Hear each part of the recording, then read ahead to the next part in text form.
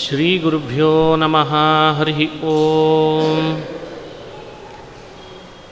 ಶುದ್ಧಾನಂದೋರು ಸಂವಿದ್ಯುತಿಬಲಬಹುಲೌದಾರ್ಯವೀರ್ಯಾತಿದೇಹಂ ಚಿಂತಾ ಸಂತಾಪಲೇಪೋದ್ಭವಮೃತಿಮುಖರಾಶೇಷದೋಷಾತಿದೂರಂ ಸದ್ಭಿರ್ವೈರಾಗ್ಯಭಕ್ತಿಶ್ರುತಿಮತಿನಿಯತಧ್ಯಾನಜ್ಞಾನಯೋಗಾತ್ ಗಮ್ಯಂ ವಂದೇ ಮುಕುಂದಾಭಿಧಮಮಲಮಲಂ ಬ್ರಹ್ಮವೇದಾಂತವೇದ್ಯಂ ಅಭ್ರಮಂ ಭಂಗರಹಿತಂ ಅಜಡಂ ವಿಮಲಂ ಸದಾ ಆನಂದತೀರ್ಥಮತುಳಂ ಭಜೆ ತಾಪತ್ರಯಾಪಹಂ ಮೂಕೋಪಿ ಯತ್ಪ್ರಸಾದೇನ ಮುಕುಂದಶಯನಾಯತೆ ರಾಜರಾಜಾಯತೆ ರಿಕ್ತೋ ರಾಘವೇಂದ್ರಂ ತಮಾಶ್ರಯೇ ಆಪಾದಮೌಲಿಪರ್ಯಂತಂ ಗುರುಣಾಮಾಕೃತಿಂ ಸ್ಮರೇತ್ ತೇನ ವಿಘ್ನಾಃ ಪ್ರಣಶ್ಯಂತಿ ಸಿದ್ಧ್ಯಂತಿ ಚ ಮನೋರಥಾಃ. ಶ್ರೀ ಹರಿವಾಯು ಗುರುಗಳ ಚರಣಾರವಿಂದಗಳಲ್ಲಿ ಭಕ್ತಿಪೂರ್ವಕ ಪ್ರಣಾಮಗಳನ್ನು ಅರ್ಪಿಸ್ತಾ ಭಗವದ್ಗೀತೆಯ ಶ್ರೀಕೃಷ್ಣ ಪರಮಾತ್ಮನ ಉಪದೇಶ ನಾಸತೋ ವಿದ್ಯತೆ ಭಾವಃ ನಾಭಾವೋ ವಿದ್ಯತೆ ಸತಃ ಉಭಯೋರಪಿ ದೃಷ್ಟೋಂತಃ ತ್ವನಯೋಸ್ತತ್ವದರ್ಶಿಭಿಃ. ಅಂತಹ ಅಂದರೆ ನಿರ್ಣಯ ಅಂತ ಅರ್ಥ ಇದೆ. ಈ ಪದ್ಯದಲ್ಲಿ ಬಂದಂಥ ಪ್ರಮುಖ ಅಂಶ ಏನು ಅಂತ ನಿನ್ನೆ ಚಿಂತನೆ ಮಾಡ್ತಾ ಎರಡು ರೀತಿ ವ್ಯಾಖ್ಯಾನ ಮಾಡಿದ್ವಿ. ಸತ್ಕರ್ಮಕ್ಕೆ ದುಷ್ಫಲ ಇಲ್ಲ, ದುಷ್ಕರ್ಮಕ್ಕೆ ಸತ್ಫಲ ಇಲ್ಲ, ಅಥವಾ ಸತ್ಕರ್ಮಕ್ಕೆ ದುಃಖ ಇಲ್ಲ, ದುಷ್ಕರ್ಮಕ್ಕೆ ಸುಖ ಇಲ್ಲ ಅನ್ನೋ ಅರ್ಥವನ್ನು ಮಾಡಿ ಪಾಪಮೇವ ಆಶ್ರಯೇದಸ್ಮಾತ್, ಎಲ್ಲ ಬಂಧುಗಳನ್ನು ಹತ್ಯೆ ಮಾಡಿದರೆ ಪಾಪ ಬರ್ತದೆ ಅಂತ ನಾನು ಕೇಳಿದ್ದೇನೆ, ಆ ಪಾಪದ ಭಯದಿಂದ ನಾನು ಯುದ್ಧದಿಂದ ನಿವೃತ್ತಿ ಮಾಡ್ತೇನೆ ಅನ್ನೋ ಪ್ರಶ್ನೆಗೆ ಉತ್ತರ ಕೊಟ್ಟ ಕೃಷ್ಣ ಅಂತ ನೋಡಿದ್ವಿ. ಇನ್ನೂ ಒಂದು ಅರ್ಥನೂ ಮಾಡಿದರು. ಇಲ್ಲ, ಈ ಪದ್ಯದ ಅಭಿಪ್ರಾಯ ಹೀಗೂ ಇದೆ ಅಂತ. ಹಿಂದೆ ಹೇಳುವಾಗ ಪರಮಾತ್ಮ ಎಲ್ಲ ಜೀವರು ಕೂಡ ನಿತ್ಯರು, ಜೀವರು ಅನಾದಿ ಹಾಗೂ ನಿತ್ಯರಿದ್ದಾರೆ, ಈ ವಿಷಯವನ್ನು ಪ್ರಸ್ತಾಪ ಮಾಡಲಿಕ್ಕೆ ಕೃಷ್ಣ ನತ್ವೇ ವಾಹಂ ಜಾತುನಾಸಂ ಅನ್ನೋ ಪದ್ಯದಲ್ಲಿ ತಿಳಿಸಿದ. ಜೀವರು ನಿತ್ಯ ಅನ್ನಲಿಕ್ಕೆ ಇನ್ಯಾವುದಾದ್ರೂ ವಸ್ತು ದೃಷ್ಟಾಂತವಾಗಿದೆಯಾ ಅಂತ, ಉದಾಹರಣೆ ಇದೆನಾ ಅಂತ. ಆ ಉದಾಹರಣೆ ಕೊಡಲಿಕ್ಕೋಸ್ಕರ ಕೃಷ್ಣ ಈ ಪದ್ಯ ಆಡಿದ್ದಾನೆ ಅಂತ ಎರಡನೇ ವ್ಯಾಖ್ಯಾನ ನಿನ್ನೆ ನೋಡ್ತಾ ಇದ್ವಿ. ಇಲ್ಲಿ ಅಸತಃ ಮತ್ತು ಸತಃ ಪದ್ಯಗಳಿಗೆ, ಶಬ್ದಗಳಿಗೆ ವಿಭಿನ್ನವಾದ ಅರ್ಥ. ಎರಡೂ ಅರ್ಥಗಳು ಸಂಸ್ಕೃತ ಕೋಶದಲ್ಲಿ ಪ್ರಸಿದ್ಧವೇ. ಅಸತಃ ಅಂದರೆ ಪ್ರಕೃತಿ ಅಂತ ಅರ್ಥ ಮಾಡಿದರು. ಅಸತಃ ಅಂದರೆ ಪ್ರಕೃತಿ, ಸತ್ ಅಂದರೆ ಪರಬ್ರಹ್ಮ. ಅಸತಃ ಅಭಾವ ನ ವಿದ್ಯತೆ, ಪ್ರಕೃತಿಗೆ ಪ್ರಾಗಭಾವ ಇಲ್ಲ, ಧ್ವಂಸ ಇಲ್ಲ, ಪ್ರಕೃತಿಗೆ ಪ್ರಾಗಭಾವ ಇಲ್ಲ. ಅಂದರೆ ಪ್ರಕೃತಿಗೆ ಎಂದೂ ನಾಶ ಇಲ್ಲ, ಪ್ರಕೃತಿಗೆ ಹುಟ್ಟಿಲ್ಲ. ಪ್ರಕೃತಿಗೆ ಹುಟ್ಟಿಲ್ಲ ಅಂತನ್ನೋದನ್ನು ನಾವು ಹೇಗೆ ತಿಳಿದ್ವಿ ಅಂತ ಪ್ರಶ್ನೆ ಉಳಿತದೆ. ಪ್ರಕೃತಿಗೆ ಹೇಗೆ ಹುಟ್ಟಿಲ್ವೋ, ನಾಶ ಇಲ್ವೋ, ಜೀವರಿಗೂ ಕೂಡ ಹುಟ್ಟು ನಾಶಗಳಿಲ್ಲ. ಇದನ್ನು ಹೇಳಲಿಕ್ಕೆ ಈ ಪದ್ಯ ಬಂದಿದೆ ಅನ್ನೋದು ಒಂದು ಎರಡನೇ ವ್ಯಾಖ್ಯಾನ. ಅಲ್ಲ, ಪ್ರಕೃತಿಗೆ ಇದು ಇಲ್ಲ ಅಂತನ್ನೋದನ್ನು ಹೇಗೆ ಹೇಳ್ತೀರಿ? ಒಂದು ಪ್ರಶ್ನೆ. ಎರಡನೇದ್ದು, ಸತ್ಕರ್ಮಕ್ಕೆ ದುಃಖ ಇಲ್ಲ, ದುಷ್ಕರ್ಮಕ್ಕೆ ಸುಖ ಇಲ್ಲ, ಈ ತತ್ವ, ಈ ಕಾನ್ಸೆಪ್ಟನ್ನು ಹೇಗೆ ಹೇಳ್ತೀರಿ? ಎರಡನೇ ಪ್ರಶ್ನೆ. ಈ ಪ್ರಶ್ನೆಗೆ ಉತ್ತರ ಕೊಡಲಿಕ್ಕೆ ಕೃಷ್ಣ ಉಭಯೋರಪಿ ದೃಷ್ಟೋಂತಹ ತ್ವನಯೋಸ್ತತ್ವದರ್ಶಿಭಿಃ ಅಂತನ್ನಂತ. ಈ ಎರಡೂ ಅಂಶಗಳನ್ನು ನಾನು ಹೇಳ್ತಿದ್ದೇನೆ ಅಂತ ಭಾವಿಸಬೇಡ ಅರ್ಜುನ. ತತ್ವದರ್ಶಿಭಿಃ, ತತ್ವದರ್ಶಿಗಳು ಅಂದರೆ ಯಾವುದು ತತ್ವ ಅಂತ ಸರಿಯಾಗಿ ಪ್ರತ್ಯಕ್ಷೀಕರಿಸ್ಕೊಂಡವರು, ಅನುಭವಕ್ಕೆ ತಂದುಕೊಂಡವರಿಗೆ ತತ್ವದರ್ಶಿಗಳು ಅಂತಂತಾರೆ. ದೊಡ್ಡ ದೊಡ್ಡ ಸೈಂಟಿಸ್ಟ್ಗಳ ಮಾತನ್ನು ರೆಫರ್ ಮಾಡಿ ಇವತ್ತು ಎಷ್ಟೋ ಸೈನ್ಸ್ನಲ್ಲಿ ವಿಷಯಗಳನ್ನು ಪ್ರೂವ್ ಮಾಡ್ತಾರೋ ಇಲ್ಲೋ. ಆ ಸೈಂಟಿಸ್ಟ್ ಹೀಗೆ ಹೇಳಿದ್ದಾನೆ, ಈ ಸೈಂಟಿಸ್ಟ್ ಹೀಗೆ ಹೇಳಿದ್ದಾನೆ.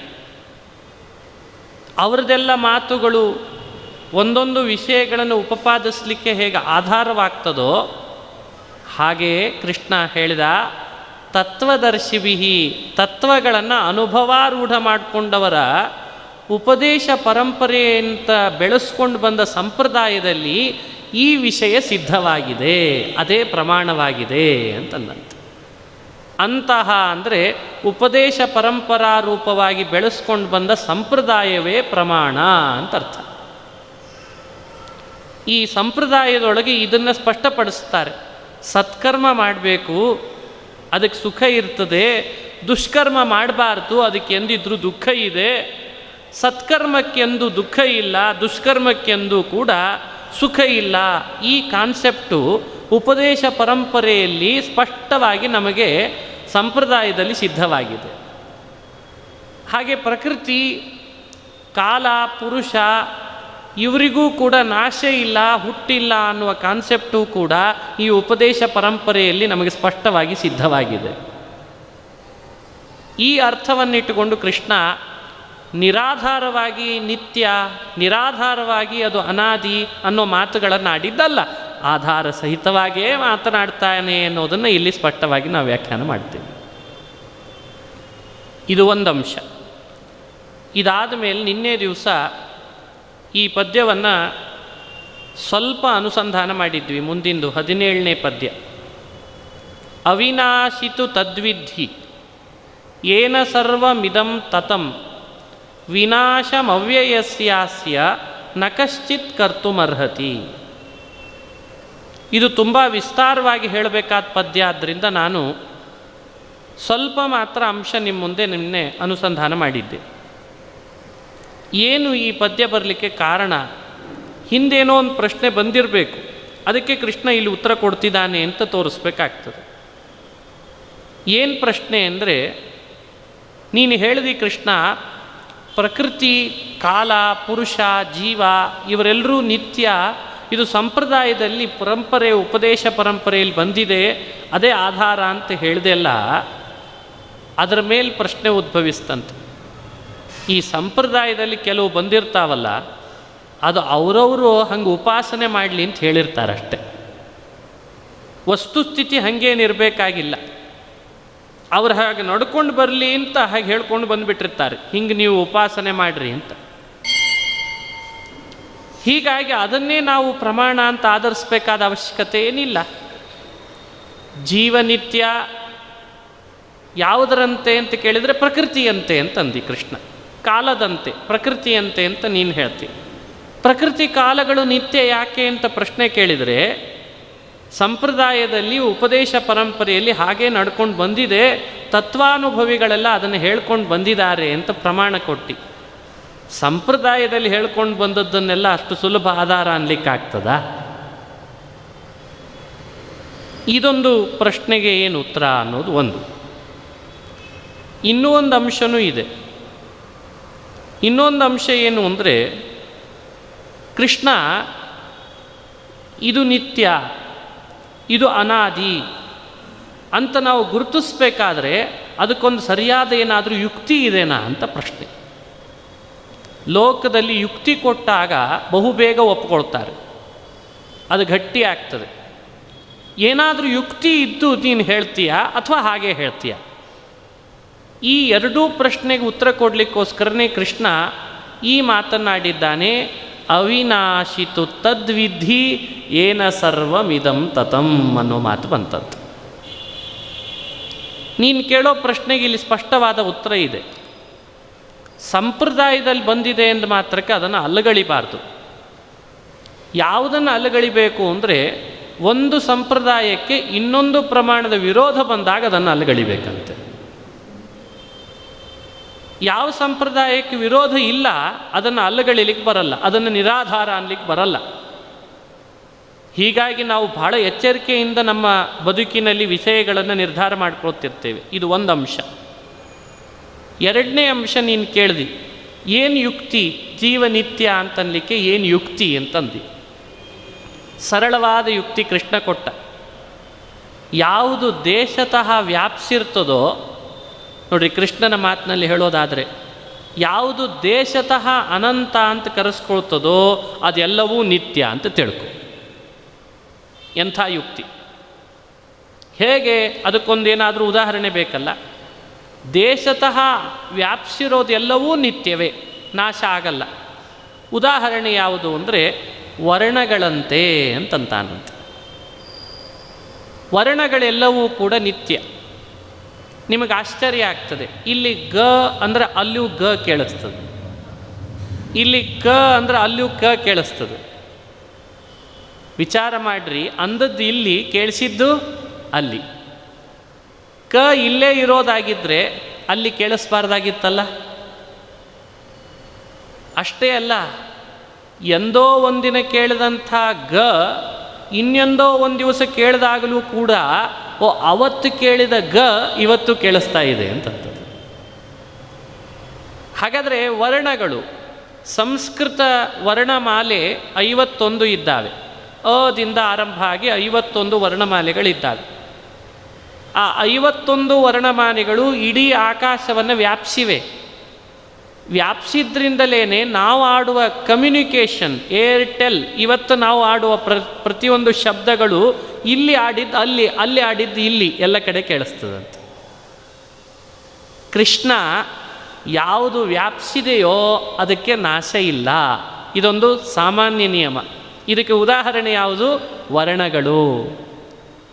ವರ್ಣಗಳು ಎಲ್ಲೆಡೆ ವ್ಯಾಪಿಸಿದ್ರಿಂದ ಹೇಗೆ ನಿತ್ಯವೋ ಹಾಗೇನೇ ನೀ ಕೇಳದೆಲ್ಲ ಜೀವನೂ ಕೂಡ ವ್ಯಾಪಿಸಿದ್ರಿಂದ ನಿತ್ಯ ಅಂತ ಹೇಳ್ತೇನೆ ಅಂತಂದ. ಇದು ಕೃಷ್ಣ ಕೊಡ್ತಾ ಇರುವಂಥ ಸಂಗತಿ. ನಾವಿದನ್ನು ಚಿಂತನೆ ಮಾಡಬೇಕು. ಆಕಾಶ ಎಲ್ಲೆಡೆ ವ್ಯಾಪಿಸಿದೆ, ಅದು ನಿತ್ಯ. ಪ್ರಕೃತಿ ಎಲ್ಲೆಡೆ ವ್ಯಾಪಿಸಿದೆ, ಆದ್ದರಿಂದ ಅದು ನಾಶ ಮಾಡಲಿಕ್ಕೆ ಸಾಧ್ಯ ಇಲ್ಲ, ನಿತ್ಯ. ಅವಿನಾಶಿತು ತದ್ವಿಧಿ ಏನ ಸರ್ವಮಿದಂ ತತಂ ವಿನಾಶಮವ್ಯಯಸ್ಯಾಸ್ಯ ನ ಕಶ್ಚಿತ್ ಕರ್ತುಮರ್ಹತಿ ಅಂತಂದು ಕೃಷ್ಣ. ಹೌದು, ನಾಶ ಅನ್ನೋದು ಜೀವನಿಗಿಲ್ಲ. ಉದಾಹರಣೆಯಾಗಿ ಅವ್ಯಾಕೃತ ಆಕಾಶ, ಮತ್ತೊಂದು ಉದಾಹರಣೆಯಾಗಿ ವರ್ಣಗಳು, ಅವೆಲ್ಲವೂ ಕೂಡ ಜೀವನಿತ್ಯ ಅನ್ನಲಿಕ್ಕೆ ಸಾಧನೆ ಮಾಡಿಕೊಟ್ಟಂಥ ಮಾತುಗಳು. ಇದು ನಿನ್ನೆ ಹೇಳಬೇಕಾದಂಥ ಕೆಲವು ಸ್ಪಷ್ಟತೆ ಇದ್ದದ್ರಿಂದ ಈ ಪದ್ಯವನ್ನು ಬಿಟ್ಟಿದ್ದೆ. ಮತ್ತೊಂದು ಪದ್ಯ ಕಡೆ ನಾವು ಗಮನ ಹರಿಸಿದ್ವಿ ನಿನ್ನೆ, 18ನೇ ಪದ್ಯ. ಅಂತವಂತ ಇಮೇ ದೇಹಾಃ ನಿತ್ಯಸ್ಯೋಕ್ತ ಶರೀರಿಣಃ ಅನಾಶಿನೋ ಅಪ್ರಮೇಯಸ್ಯ ತಸ್ಮಾತ್ ಯುದ್ಧಸ್ವ ಭಾರತ. ಬಹಳ ಗಮನಿಸಬೇಕಾದಂಥ ಪದ್ಯ ಇದು. ನಿನ್ನೆ ತುಂಬ ಸಂಕ್ಷಿಪ್ತವಾಗಿ ಹೇಳಿದೆ. ಜೀವನನ್ನು ಪ್ರತಿಬಿಂಬ ಅಂತ ಕರೀತಾರೆ, ಪರಮಾತ್ಮ ಬಿಂಬ. ಇದ್ರ ಮೇಲೊಂದು ಪ್ರಶ್ನೆ ಉಳೀತು. ನಿನ್ನೆ ಹೇಳುವಾಗ ಹೇಳಿದ್ದೆ, ಪರಮಾತ್ಮನಂಥ ಬಿಂಬ, ಜೀವಾತ್ಮನಂಥ ಪ್ರತಿಬಿಂಬ, ಇವರಿಬ್ಬರಿಗೂ ಅಪೂರ್ವ ಸಂಬಂಧ ಇದೆ. ಇಬ್ಬರಿಗೂ ನಾಶ ಇಲ್ಲ, ಇವನಿಗೂ ಇಲ್ಲ ಅವನಿಗೂ ಇಲ್ಲ. ಈ ಪ್ರಸಂಗ ಬಂತು. ಉಪನಿಷತ್ತಿನಲ್ಲೂ ಇದನ್ನು ಹೇಳುವಾಗ ಅದನ್ನು ಸ್ಪಷ್ಟಪಡಿಸ್ತಾರೆ. ಇವರಿಬ್ಬರೂ ನಿತ್ಯ, ಇವರಿಬ್ಬರೂ ಬಿಂಬ ಹಾಗೂ ಪ್ರತಿಬಿಂಬರು. ಈ ಸಂದರ್ಭದಲ್ಲಿ ಒಂದು ಪ್ರಶ್ನೆ ಉದ್ಭವಿಸ್ತದೆ. ಏನು ಅಂದರೆ, ಲೋಕದಲ್ಲಿ ಬಿಂಬ ಪ್ರತಿಬಿಂಬ ಭಾವ ಅಂತ ಎಲ್ಲಿ ಕಾಣ್ತೇವೆ? ನೀವು ಗಮನಿಸಿರ್ಬೇಕಂದ್ರೆ, ಇದು ಬಿಂಬ ಇದು ಪ್ರತಿಬಿಂಬ ಅಂತ ಎಲ್ಲಿ ಕಾಣ್ತೇವೆ? ನೀವು ನೋಡಿದಿರಾ? ಕನ್ನಡಿ ಇದೆ, ಕನ್ನಡಿ ಒಳಗೆ ನಮ್ಮ ಮುಖ ಕಾಣಿಸ್ತದೆ. ಕನ್ನಡಿಯಲ್ಲಿ ಕಾಣಿಸುವಂಥ ನಮ್ಮ ಮುಖ ಏನಿದೆ ಅಲ್ಲ, ಕನ್ನಡಿಯಲ್ಲಿ ಕಂಡದ್ದು ಪ್ರತಿಬಿಂಬ, ನಮ್ಮದು ಬಿಂಬ. ಕನ್ನಡಿಗೆ ಏನಂತ ಕರೀತಾರೆ ಶಾಸ್ತ್ರಗಳಲ್ಲಿ ಅಂದರೆ ಉಪಾಧಿ ಅಂತ ಕರೀತಾರೆ. ಸ್ವಲ್ಪ ಟ್ರೈನಿಂಗ್ ಆಗಬೇಕಾಗ್ತದೆ, ಕೆಲವು ಶಬ್ದಗಳನ್ನು ನಾವು ಬಿಡಿಸಲೇಬೇಕಾದ ಅನಿವಾರ್ಯತೆ ಇದೆ. ಕನ್ನಡಿ ಅನ್ನೋದು ಉಪಾಧಿ. ಕನ್ನಡಿಯಲ್ಲಿ ಕಂಡ ಮುಖ ಇದೆಯಲ್ಲ, ಅದು ಪ್ರತಿಬಿಂಬ. ನಮ್ಮದು ಅದು ಬಿಂಬ. ನೋಡಿ, ಜೀವ ಪ್ರತಿಬಿಂಬ, ಪರಮಾತ್ಮ ಬಿಂಬ. ಇಲ್ಲಿ ಇಂಟರ್ಪ್ರಿಟೇಟ್ ಮಾಡುವಾಗ ಒಂದು ಪ್ರಶ್ನೆ ಉದ್ಭವಿಸಿದ್ದೇನು ಅಂದರೆ, ಯಾವಾಗ ಕನ್ನಡಿಗೆ ನಾಶ ಬರ್ತದೋ ಕನ್ನಡಿಯಲ್ಲಿ ಕಾಣ್ತಾ ಇದ್ದ ಪ್ರತಿಬಿಂಬಕ್ಕೂ ಆಟೋಮೆಟಿಕ್ಕಾಗಿ ಏನು ಉಂಟಾಗ್ತಾ ಇದೆ? ನಾಶ ಉಂಟಾಗ್ತದೆ. ಹಾಗಾದರೆ ಉಪನಿಷತ್ತುಗಳಲ್ಲೆಲ್ಲ ಜೀವ ಪರಮಾತ್ಮರನ್ನು ಬಿಂಬ ಹಾಗೂ ಪ್ರತಿಬಿಂಬ ಅನ್ನೋ ರೀತಿಯಲ್ಲಿ ವರ್ಣಿಸಿದ್ದಾರೆ. ಆ ಉಪನಿಷತ್ತಿನ ಮಾತು ನಿನ್ನೆ ಹೇಳಿದ್ದೇನೆ. ರೂಪಂ ರೂಪಂ ಪ್ರತಿರೂಪೋ ಬಭೂವ. ಪ್ರತಿಯೊಬ್ಬ ಜೀವಾತ್ಮನು ಪರಮಾತ್ಮನಿಗೆ ಪ್ರತಿಬಿಂಬ ಸ್ಥಾನದಲ್ಲಿದ್ದಾನೆ, ಪರಮಾತ್ಮ ಬಿಂಬಸ್ಥಾನದಲ್ಲಿದ್ದಾನೆ. ಈ ಮಾತಿನ ಅಭಿಪ್ರಾಯ ತಿಳ್ಕೊಳ್ಳೋದು ಕಠಿಣವಾಗ್ತಾ ಇದೆ. ಯಾಕೆ? ಲೋಕದಲ್ಲಿ ಕನ್ನಡಿ ಒಡೆದು ಕೂಡಲೇ ಕನ್ನಡಿಯಲ್ಲಿ ಕಾಣ್ತಾ ಇದ್ದ ಪ್ರತಿಬಿಂಬವೂ ಕೂಡ ಏನಾಗ್ತದೆ? ನಾಶ ಆಗ್ತದೆ. ಹಾಗಾದರೆ ಜೀವ ಪ್ರತಿಬಿಂಬ ಸ್ಥಾನದಲ್ಲಿರೋದಾದರೆ ಪರಮಾತ್ಮ ಅನ್ನೋನು ಬಿಂಬಸ್ಥಾನ ಒಪ್ಪಿಕೊಂಡ್ರೆ ಇಲ್ಲಿ ಯಾವುದು ಕನ್ನಡಿ? ಯಾರಾದರೂ ಅನುಸಂಧಾನ ಮಾಡಿದ್ರಾ? ಇಲ್ಲಿ ಕನ್ನಡಿ ಬೇಕಲ್ಲ. ಮತ್ತು ಅದಕ್ಕೆ ಕನ್ನಡಿ ಸ್ಥಾನದಲ್ಲಿ ಈ ದೇಹ ಅಂತ ಹೇಳ್ತಾರೆ. ಈ ದೇಹ ಇದೆ, ಇದು ಕನ್ನಡಿ ಇದ್ದ ಹಾಗೆ. ಕನ್ನಡಿ ಅಂತಿರುವ ದೇಹದಲ್ಲಿ ಪರಮಾತ್ಮ ಅನ್ನೋನು ಬಿಂಬ, ಜೀವಾತ್ಮ ಅನ್ನೋನು ಪ್ರತಿಬಿಂಬ. ಹೀಗೆ ಹೇಳಿ ವಿಚಾರ ಮಾಡುವಾಗ ಒಂದು ಮಾತು ಹೇಳಿದರು, ಕನ್ನಡಿ ಒಡೆದು ಕೂಡಲೇ ಪ್ರತಿಮುಖವು ಹೇಗೆ ಒಡಿತದೋ ಈ ದೇಹಕ್ಕೆ ನಾಶ ಇದೆ ಅಂತ ಕೃಷ್ಣ ನೀನೇ ಹೇಳಿದ್ದಿ. ಹಿಂದೆ ಕೃಷ್ಣ ಹೇಳಿದ್ದಾನೆ, ಈ ದೇಹಕ್ಕೆ ನಾಶ ಇದೆ ಅಂತ ಕೃಷ್ಣನೇ ಹೇಳಿದ್ದಾನೆ. ಅರ್ಜುನನ ಪ್ರಶ್ನೆ ಏನು? ಹಾಗಾದರೆ ದೇಹಕ್ಕೆ ನಾಶ ಇದ್ದ ಮೇಲೆ ಕನ್ನಡಿಯ ನಾಶ ಆಯಿತು ಅಂತ ಅರ್ಥ. ಕನ್ನಡಿ ನಾಶ ಆದರೆ ಒಳಗಡೆ ಕಾಣಿಸುವ ಪ್ರತಿಮುಖಕ್ಕೂ ಕೂಡ ನಾಶ ಇದೆ ಅಂತ ಅರ್ಥ. ಹಾಗಾದರೆ ಪ್ರತಿಮುಖ ಕನ್ನಡಿ ನಾಶ ಆದ ಕೂಡಲೇ ಹೇಗೆ ನಾಶ ಆಗ್ತದೋ, ದೇಹ ನಾಶ ಆದ ಕೂಡಲೇ ಜೀವನೂ ಕೂಡ ಪ್ರತಿಬಿಂಬ ಸ್ಥಾನದಲ್ಲಿರೋನಿಗೂ ನಾಶ ಆಗ್ತದೆ ಅಂತ ಪ್ರಶ್ನೆ ಕೇಳಿದ್ದ. ಇದು ನಿನ್ನೆ ಬಂದಂಥ ವಿಷಯ ಅಲ್ಲ, ಅದಕ್ಕಿಂತ ಸ್ವಲ್ಪ ಮೇಲಿನ ಹಂತಕ್ಕೆ ಬಂದಿದ್ದೇವೆ. ಹೀಗಾಗಿ ಸ್ವಲ್ಪ ಒಳಗಿಳಿದು ವಿಚಾರ ಮಾಡ್ತಾ ಇದ್ದೇವೆ. ಜೀವ ಪ್ರತಿಬಿಂಬ, ಪರಮಾತ್ಮ ಬಿಂಬ. ದೇಹ ಕನ್ನಡಿ ಇದ್ದ ಹಾಗೆ. ಕನ್ನಡಿ ನಾಶ ಆದರೆ ಪ್ರತಿಮುಖಕ್ಕೆ ನಾಶ ಇದೆ, ದೇಹಕ್ಕೆ ನಾಶ ಇದೆ ಅಂದಮೇಲೆ ಪ್ರತಿಬಿಂಬನಾದ ಜೀವನಿಗೂ ಕೂಡ ನಾಶ ಬೇಕು ಅನ್ನೋದು ವಾದ ಮಾಡ್ತಾ ಇದ್ದ. ಇಲ್ಲ ಅಂತಾದರೆ ಜೀವ ಪ್ರತಿಬಿಂಬನೇ ಅಲ್ಲ. ಜೀವನನ್ನು ಪ್ರತಿಬಿಂಬ ಅನ್ನಬೇಡ್ರಿ, ಹೇಗೆ ಕೂಡಿಸ್ತೀರಿ, ಹೇಗಿದನ್ನು ತತ್ವ ವ್ಯಾಖ್ಯಾನ ಮಾಡ್ತೀರಿ ಅಂತ ಪ್ರಶ್ನೆ. ಇದನ್ನಿಟ್ಟುಕೊಂಡು ಅದ್ಭುತವಾದ ವ್ಯಾಖ್ಯಾನ ಮಾಡಿ ತೋರಿಸ್ತಾ ಇದ್ದಾನೆ. ಅಂತವಂತ ಇಮೇ ದೇಹ ನಿತ್ಯಸ್ಯೋಕ್ತ ಶರೀರಿಣಃ ಅನಾಶಿನೋ ಪ್ರಮೇಯಸ್ಯ ತಸ್ಮಾದ್ ಯುದ್ಧಸ್ವ ಭಾರತ. ಸ್ವಲ್ಪ ಗಮನಿಸೋಣ. ಕೃಷ್ಣನ ಶಬ್ದದಲ್ಲಿ ಎಷ್ಟು ಅದ್ಭುತವಾದ ಶಕ್ತಿ ಇದೆ ನೋಡಿ. ಕೃಷ್ಣ ಅಂತಾನೆ, ನೀನು ಹೇಳಿದ್ದು ಸತ್ಯನಪ್ಪ, ಈ ದೇಹ ಅನ್ನುವ ಕನ್ನಡಿ ನಾಶ ಆದ ಕೂಡಲೇ ಪ್ರತಿಬಿಂಬನಾದಂಥ ಜೀವ ನಾಶ ಆಗಬೇಕಲ್ಲ ಅಂತ ಪ್ರಶ್ನೆ ಕೇಳ್ತಿದ್ದಿ, ಸತ್ಯ. ಆದರೆ ಈ ದೇಹ ಜೀವ ಪ್ರತಿಬಿಂಬ, ಪರಮಾತ್ಮ ಬಿಂಬ ಅನ್ನುವ ಅಂಶವನ್ನು ವ್ಯಾಖ್ಯಾನ ಮಾಡಲಿಕ್ಕೆ ಇದು ಉಪಾಧಿನೇ ಅಲ್ಲ ಅಂತಂತ. ಇದು ಉಪಾಧಿನೇ ಅಲ್ಲಂತೆ. ಹಾಗಾದರೆ ಕನ್ನಡಿ ಸ್ಥಾನ ಯಾವುದಕ್ಕೆ ಕೊಡಬೇಕು? ಉಪಾಧಿ ಇದಲ್ಲ, ಕನ್ನಡಿ ಸ್ಥಾನ ಇದಕ್ಕೆ ಇಲ್ಲ. ಮತ್ತು ಯಾವುದಕ್ಕಿದೆ? ಇದು ಬಿಟ್ಟು ಬೇರೆ ಕಾಣ್ತಿಲ್ಲಲ್ಲ ಅಂತ ನಮ್ಮ ಪ್ರಶ್ನೆ. ಕೃಷ್ಣ ಅಂತಾನೆ, ಅಂತವಂತ ಇಮೇ ದೇಹ ಅಂತ ಬೆರಳು ಮಾಡಿದ್ದಂಥದಕ್ಕೆ. ಕೃಷ್ಣನ ಮಾತಿನ ಮರ್ಮ ಏನು ಅಂದರೆ, ಇಮೇ ದೇಹ ಅಂತವಂತಹ, ಈ ದೇಹಗಳಷ್ಟೇ ನಾಶ ಇರೋದು ಅಂತಂದದ್ರಿಂದ ನಾಶ ಇಲ್ಲದೆ ಇರೋದು ಒಂದು ದೇಹ ಇದೆ ಅಂತ ಅರ್ಥ ಆಗ್ತದೋ ಇಲ್ಲೋ ಅಂತ ಕೇಳಿದ್ರು.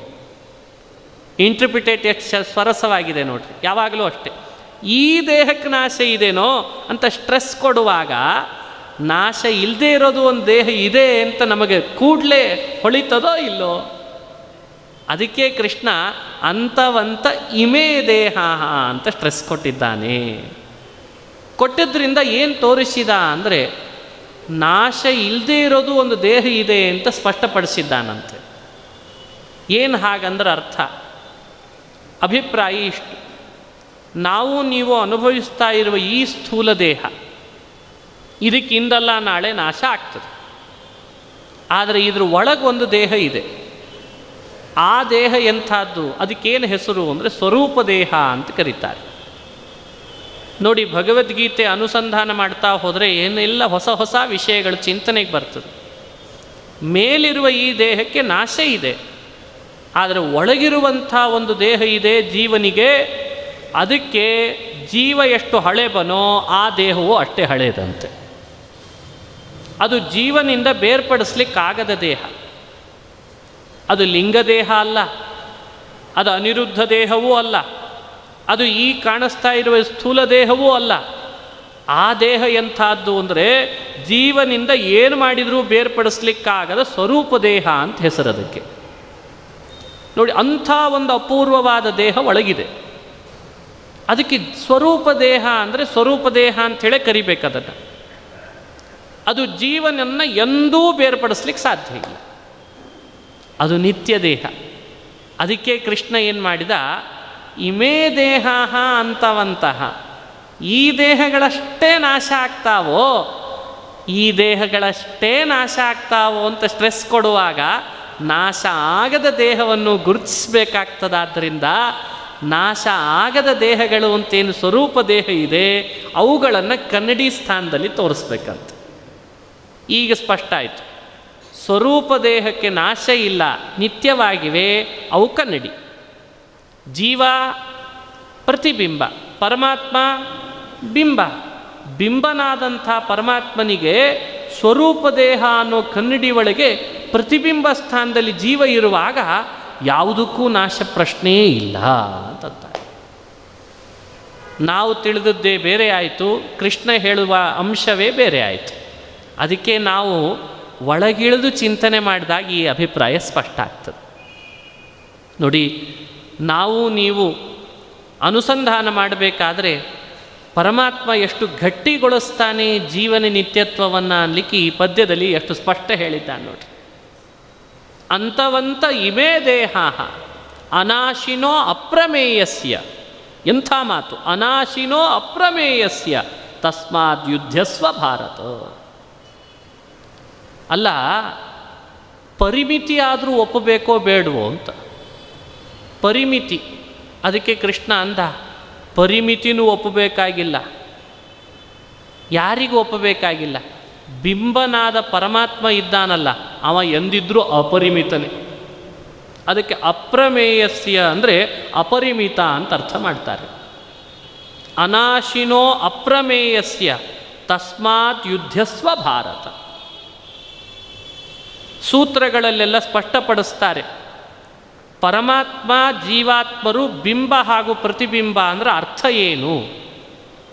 ಬ್ರಹ್ಮಸೂತ್ರ ವೇದ ಉಪನಿಷತ್ತುಗಳನ್ನು ನಿರ್ಣಯ ಮಾಡಲಿಕ್ಕೆ ಹೊರಟಿರೋದು. ಓಂ ಯಾವದಾತ್ಮ ಭಾವಿತ್ವಾಚ್ಚ ನ ದೋಷಸ್ತದರ್ಶನಾತ್ ಓಂ ಅಂತ ಬ್ರಹ್ಮಸೂತ್ರ. ಎಲ್ಲೇ ಉಪನಿಷತ್ತುಗಳಲ್ಲಿ ಜೀವನನ ಪ್ರತಿಬಿಂಬ, ಪರಮಾತ್ಮನನ್ನ ಬಿಂಬ ಅಂತ ಹೇಳ್ತಾರೆ. ಅದರ ಅರ್ಥ ಏನು? ಇಷ್ಟೇ ತಾತ್ಪರ್ಯ, ಜೀವಾತ್ಮ ಪರಮಾತ್ಮನಿಗೆ ಸ್ವರೂಪ ಅಂತ ಅರ್ಥ. ಅವನಿಗೆ ಇವನು ಸ್ವರೂಪ. ಎಲ್ಲ ಅಂಶದಲ್ಲಿ ಸಾರೂಪ್ಯ ಇರಬೇಕು ಅಂತಲ್ಲ. ಕೆಲವು ಅಂಶದಲ್ಲಿ ಸಾರೂಪ್ಯ ಇರ್ತದೆ, ಕೆಲವು ಅಂಶದಲ್ಲಿ ಸಾರೂಪ್ಯ ಇಲ್ಲ. ಆ ಸಾರೂಪ್ಯ ಇಟ್ಟುಕೊಂಡೇನೆ ಬಿಂಬ ಹಾಗೂ ಪ್ರತಿಬಿಂಬ ಅಂತ ಮಾತನಾಡೋದಂತ. ಅದಕ್ಕೆ ಸಾಕಷ್ಟು ಉದಾಹರಣೆಗಳಿದ್ದಾವೆ. ಇಂದ್ರ ಚಾಪೋ ರವೇರ್ಯಥ ಅಂತಾರೆ. ಆಕಾಶದಲ್ಲಿ ಸೂರ್ಯ ತನ್ನ ಕಿರಣಗಳನ್ನು ಬೀರ್ತಿರುವಾಗ ಮೋಡಗಳಲ್ಲಿ ಕಿರಣ ಬೀರಿದ್ರಿಂದ ಒಮ್ಮೊಮ್ಮೆ ನಮಗೇನೆ ಸೂರ್ಯನಲ್ಲಿರೋ 7 ಬಣ್ಣ ಕಾಮನಬಿಲ್ಲಾಗಿ ಕಾಣಿಸ್ತದೆ. ಇದು ಸೈಂಟಿಫಿಕ್ ಆಗಿ ಒಪ್ಪಬಹುದಾದ ಸಂಗತಿ ಅಲ್ವಾ? ಕಾಮನ್ ಬಿಲ್ಲು ಮೋಡದ ಧರ್ಮವೋ ಸೂರ್ಯನ ಧರ್ಮವೋ? ಯಾರಾದರೂ ಮೋಡದ್ದು ಅಂದರೆ ಹುಚ್ಚ ಅಂತಾರಷ್ಟೆ. ಸೂರ್ಯನಲ್ಲಿರೋ 7 ಬಣ್ಣವೇ ಕಾಮನ ಬಿಲ್ಲಾಗಿ ಕಾಣಿಸ್ತು ಅಂತ ಎಲ್ಲರೂ ಒಪ್ತಾರಿವತ್ತು. ಆ ಕಾಮನ ಬಿಲ್ಲಾಗಿ ಕಾಣಿಸುವಾಗ ಆ ಪ್ರತಿಫಲನಗೊಂಡಂಥದ್ದು ಎಲ್ಲಿ ಅಂದರೆ ನೀರಿನಲ್ಲಿ, ಮೋಡದ ನೀರಿನಲ್ಲಿ. ಮೋಡದ ನೀರು ಉಪಾಧಿ, ಸೂರ್ಯ ಬಿಂಬ. ಕಾಮನಬಿಲ್ಲು ಪ್ರತಿಬಿಂಬ. ಹಾಗೆ ಕಾಮನಬಿಲ್ನಲ್ಲಿ 7 ಬಣ್ಣ ಇದೆ. ಸೂರ್ಯನಲ್ಲಿರುವ ಬಣ್ಣ ಯಾರಿಗೂ ಇದೆ ಅಂತ ಕೂಡಲೇ ಗುರುತಿಸ್ಲಿಕ್ಕಾಗದೆ ಪ್ರಕಾಶ ಕಾಣಿಸ್ತದೆ. ನಾವು ಅನುಸಂಧಾನ ಮಾಡಬೇಕಾದದ್ದು, ಪರಮಾತ್ಮ ಅನ್ನೋನು ಸೂರ್ಯ ಇದ್ದ ಹಾಗೆ, ಜೀವಾತ್ಮ ಅನ್ನೋನು ಕಾಮನಬಿಲ್ ಇದ್ದ ಹಾಗೆ. ಕಾಮನಬಿಲ್ ಎಲ್ಲಿವರೆಗೂ ಸ್ಥಾಯಿಯಾಗಿರ್ತದೆ ಅಂದರೆ ಸೂರ್ಯ ಇರೋ ತನಕ ಕಾಮನಬಿಲ್ ಇರ್ತದೆ. ಸೂರ್ಯ ಅಸ್ತನಾದ ಅಂದರೆ ಕಾಮನಬಿಲ್ಲು ಗೋವಿಂದ. ನೋಡ್ರಿ, ಬೇಕಂದರೆ ಸೂರ್ಯ ಅಸ್ತನಾದ ಮೇಲೂ ಕಾಮನಬಿಲ್ ಇದ್ದದ್ದು ಇಲ್ಲೇ ಇಲ್ಲ. ಸೂರ್ಯನ ಕಿರಣಗಳೇ ಅಲ್ಲಿ ಬಂದಿರ್ತಾವೆ.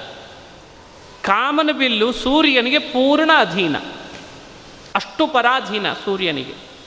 ಜೀವಾತ್ಮ ಅನ್ನೋ ಕಾಮನಬಿಲ್ಲು ಅಲ್ಪ ಗುಣಧರ್ಮಗಳನ್ನು, ಸೂರ್ಯನಲ್ಲೇ ಇದ್ದಂಥ ಗುಣಧರ್ಮಗಳನ್ನು ಅಲ್ಪವನ್ನಾಗಿ ಹೊಂದಿರ್ತದೆ. ಹಳದಿ, ಕೆಂಪು, ಹಸಿರು ಅಲ್ಪವಾಗಿ ತೋರ್ತದೆ. ಆದರೆ ಒಳಗಿರುವಂಥ ಏನು ಸೂರ್ಯ ಇದ್ದಾನೆ ಆಕಾಶದಲ್ಲಿ, ಅವನೇ ಬಿಂಬ. ಅವನಲ್ಲಿರೋ ಪೂರ್ಣ ಗುಣಧರ್ಮಗಳು ಇಲ್ಲಿ ತೋರಬೇಕು ಅಂತಿಲ್ಲ, ಆದರೆ ಸಾರೂಪ್ಯ ಇದೆ. ಇದೇ ಜೀವ ಪರಮಾತ್ಮರಿಗಿರುವ ಬಿಂಬ ಪ್ರತಿಬಿಂಬ ಭಾವದ ಅನುಸಂಧಾನ ಅಂತ ಶಾಸ್ತ್ರಗಳಲ್ಲಿ ತೀರ್ಮಾನ ಮಾಡ್ತಾರೆ. ಹಾಗಾದರೆ ಪ್ರಕೃತಕ್ಕೆ ನಾವು ಚಿಂತನೆ ಮಾಡುವಾಗಲೂ ಕೂಡ ಉಪಾಧಿ ಸ್ಥಾನದಲ್ಲಿರುವ ಈ ಒಳಗಿರುವ ಸ್ವರೂಪ ದೇಹ ಏನಿದೆ ಅದಕ್ಕಂತೂ ನಾಶ ಇಲ್ಲ. ಬಿಂಬಸ್ಥಾನದಲ್ಲಿರುವ ಪರಮಾತ್ಮನಿಗೆ ನಾಶ ಇಲ್ಲ. ಅಂತಹ ಬಿಂಬ ಶ್ರೀಹರಿಗೆ ಪ್ರತಿಬಿಂಬರಾದ ನಮಗೂ ಕೂಡ ನಾಶದ ಪ್ರಶ್ನೆಯೇ ಇಲ್ಲ ಅಂತಂತಾರೆ. ಹೀಗೆ ಈ ಉತ್ತರವನ್ನು ಕೊಡಲಿಕ್ಕೋಸ್ಕರನೇ ಕೃಷ್ಣ ಪರಮಾತ್ಮ ಅಂತವಂತ ಇಮೇ ದೇಹಾ ನಿತ್ಯಸ್ಯೋಕ್ತ ಶರೀರಿಣಃ ಅಂತ ವ್ಯಾಖ್ಯಾನ ಮಾಡಿದ್ದಾನೆ. ಅನಾಶಿನೋ ಅಪ್ರಮೇಯಸ್ಯ ತಸ್ಮಾತ್ ಯುದ್ಧಸ್ವ ಭಾರತ. ಹೀಗೆ ಇಷ್ಟು ಅನುಸಂಧಾನ ನಾವು ಮಾಡಲೇಬೇಕಾಗ್ತದೆ. ಅದನ್ನು ಚಿಂತನೆ ಮಾಡಿಸ್ತ. ನತ್ವೇ ವಾಹಂ ಅನ್ನೋ ಪದ್ಯದಿಂದ ಜೀವ ನಿತ್ಯನಿದ್ದಾನೆ, ನೀನು ಶೋಕ ಪಡೋದ್ರಲ್ಲಿ ಅರ್ಥ ಇಲ್ಲ, ಯುದ್ಧ ಮಾಡು. ದೇಹ ಇಂದಲ್ಲ ನಾಳೆ ನಾಶ ಆದರೂ, ಜೀರ್ಣ ಆದ ಈ ದೇಹ ನಾಶ ಆದರೂ ಮತ್ತೊಂದು ಪ್ರತಿನಿಧಿಯಾಗಿ ಹೊಸ ದೇಹ ಉಂಟಾಗ್ತದೆ. ಆದ್ದರಿಂದಲೂ ದುಃಖ ಪಡೋದು ಅರ್ಥ ಇಲ್ಲ, ಆದ್ದರಿಂದ ಯುದ್ಧ ಮಾಡು. ಬಂಧು ಸ್ಪರ್ಶಾದಿಗಳಿಂದಲೇ ನನಗೆ ಸುಖ ಆಗ್ತದೆ ಅಂತ ನೀನಂತಿದ್ದಿ, ಅಭಿಮಾನವನ್ನು ಪರಿತ್ಯಜಿಸು. ಅಭಿಮಾನ ತ್ಯಾಗದಿಂದ ಪುರುಷಾರ್ಥ ಇದೆ ಅಂತ ಹಿಂದೆ ನಿರೂಪಣೆ ಮಾಡಿದ್ದೇನೆ. ಆದ್ದರಿಂದಲೂ ಕೂಡ ದುಃಖ ಪಡೋ ಹಂತ ಅಲ್ಲ ಇದು, ಯುದ್ಧ ಮಾಡು ಅಂತಂದ. ಮತ್ತೊಂದು ಮಾತು ಹೇಳ್ದ, ಈಗ ನಡೀತಾ ಇರೋದೇನಿದೆ ಅಲ್ಲ, ಇದು ಭಗವಂತನ ಪೂಜೆ ಆಗ್ತದೆ, ಅದಕ್ಕೆ ಯುದ್ಧ ಮಾಡು ಅಂತಂದಂತ ಕೃಷ್ಣ. ಇದು ಭಗವಂತನ ಪೂಜೆ ಆಗ್ತದೋ ಅದಕ್ಕೆ ಯುದ್ಧ ಮಾಡು. ಯಾಕೆ? ಪೂಜೆ ಅಂದರೆ ದೇವರಿಗೆ ಮಾಡಬೇಕು. ದೇವರಿಗೆ ಮಾಡೋ ಪೂಜೆ ಅಂದರೆ ಎಲ್ಲೋ ಇದ್ದಾನೆ ಅಂತ ಭಾವಿಸಿ ಮಾಡೋದಲ್ಲೇ ಅಲ್ಲ, ಒಳಗಿರುವ ಬಿಂಬನಿಗೆ ಪ್ರತಿಬಿಂಬರಾದ ನಾವು ಸಲ್ಲಿಸುವಂತಹ ಆರಾಧನೆಯೇ ಪೂಜೆ ನಿಜವಾಗಲೂ ಕೂಡ. ಹೀಗಾಗಿ ಈ ಪದ್ಯ ಅಂತವಂತ ಇಮೇ ದೇಹ ಅನ್ನೋ ಪದ್ಯ ಇದೆಯಲ್ಲ, ತಸ್ಮಾತ್ ಯುದ್ಧಸ್ವ ಭಾರತ ಅಂತ ಕನ್ಕ್ಲೂಷನ್ನಿಗೆ ಕೃಷ್ಣ ಬರಬೇಕಾದ್ರೆ ಒಳಗೇನು ಮನಸ್ಸಿನಲ್ಲಿ ಇಟ್ಕೊಂಡಿದ್ದಾನೆ? ಬಿಂಬನಾದ ಪರಮಾತ್ಮನಿಗೆ ಪ್ರತಿಬಿಂಬ ಸ್ಥಾನದಲ್ಲಿರುವಂಥ ನೀನು ಹಿಂದೆ ಹೇಳಿದಂಥ ಕಾರಣಗಳನ್ನೆಲ್ಲ ತೋರಿಸಿದ್ದೇನೆ, ಈಗ ಮತ್ತೊಂದು ಹೊಸ ಕಾರಣ ತೋರಿಸ್ತೇನೆ, ಪೂಜೆ ಆಗ್ತದೆ ಒಳಗಿರೋ ಬಿಂಬನಿಗಾದ್ದರಿಂದ ಯುದ್ಧ ಮಾಡು ಅಂತಂದಂತೆ. ಈ ಅಂಶವನ್ನು ನಾವಿಲ್ಲಿ ಚಿಂತನೆ ಮಾಡಬೇಕು. ಇದರ ಮೇಲೆ ಮತ್ತೊಂದು ಹೊಸ ಪ್ರಶ್ನೆಗೂ ಇದೇ ಪದ್ಯವೇ ಉತ್ತರ ಅಂತ ವ್ಯಾಖ್ಯಾನ ಮಾಡ್ತಾರೆ. ಸಾಕಷ್ಟು ಜನರಲ್ಲಿ ಮತ್ತೊಂದು ಕಲ್ಪನೆ ಏನು ಅಂದರೆ, ಜೀವ ನಿತ್ಯನ ಅಂತ ಕೇಳ್ತಾರೆ. ಹೌದು. ದೇವರು ನಿತ್ಯನ? ಹೌದು. ಹಾಗಾದರೆ ಏನು ವಿಶೇಷ? ಹಿಂಗೊಂದು ಪ್ರಶ್ನೆ ಸರಳವಾಗಿ ಕೇಳ್ತಾರೆ. ಜೀವ ನಿತ್ಯ ಅಂದ್ರಿ, ದೇವರು ನಿತ್ಯ ಅಂದ್ರಿ, ಹಾಗಾದರೆ ಇಬ್ಬರೂ ನಿತ್ಯ ಅಂತ ಆಗಿಬಿಟ್ರೆ ಏನು ಉಪಯೋಗ ಇಲ್ಲ ಅಂತ ಆಯಿತು. ಏನು ಹೇಳ್ಬೇಕು ಹಿಂಗಂದರೆ? ಅವನಿಗೂ ಇವನಿಗೂ ಯಾವ ಅಂತರ ಇಲ್ಲ ಅಂತ. ಇವನು ನಿತ್ಯ, ಅವನು ನಿತ್ಯ, ಇವನಿಗೂ ಅವನಿಗೂ ಏನು ಅಂತರ? ಹಾಗಾದ್ರೆ ಇಬ್ಬರಲ್ಲೂ ನಿತ್ಯತೆ ಇದೆ ಅಂದರೆ ಹೆಚ್ಚಿನ ಫರ್ಕ್ ಏನು ಬರಲಿಲ್ಲ. ಇದೊಂದು ಪ್ರಶ್ನೆಯನ್ನು ಸಹಜವಾಗಿ ಬಹಳ ಜನ ಮಾಡ್ತಿರ್ತಾರೆ. ಇಬ್ಬರಲ್ಲೂ ಹೆಚ್ಚಿನ ವಿಶೇಷತೆ ಇಲ್ಲ, ಆದ್ದರಿಂದ ಬಂತೇನು? ಅದಕ್ಕೂ ಕೃಷ್ಣ ಉತ್ತರ ಕೊಡಲಿಕ್ಕೆ ಈ ಮಾತಾಡ್ತಾನೆ ಅಂತಂತಾರೆ. ಏನು ಅಂತರ ಇಲ್ಲ ಅಂತ ಭಾವಿಸ್ಬೇಡ.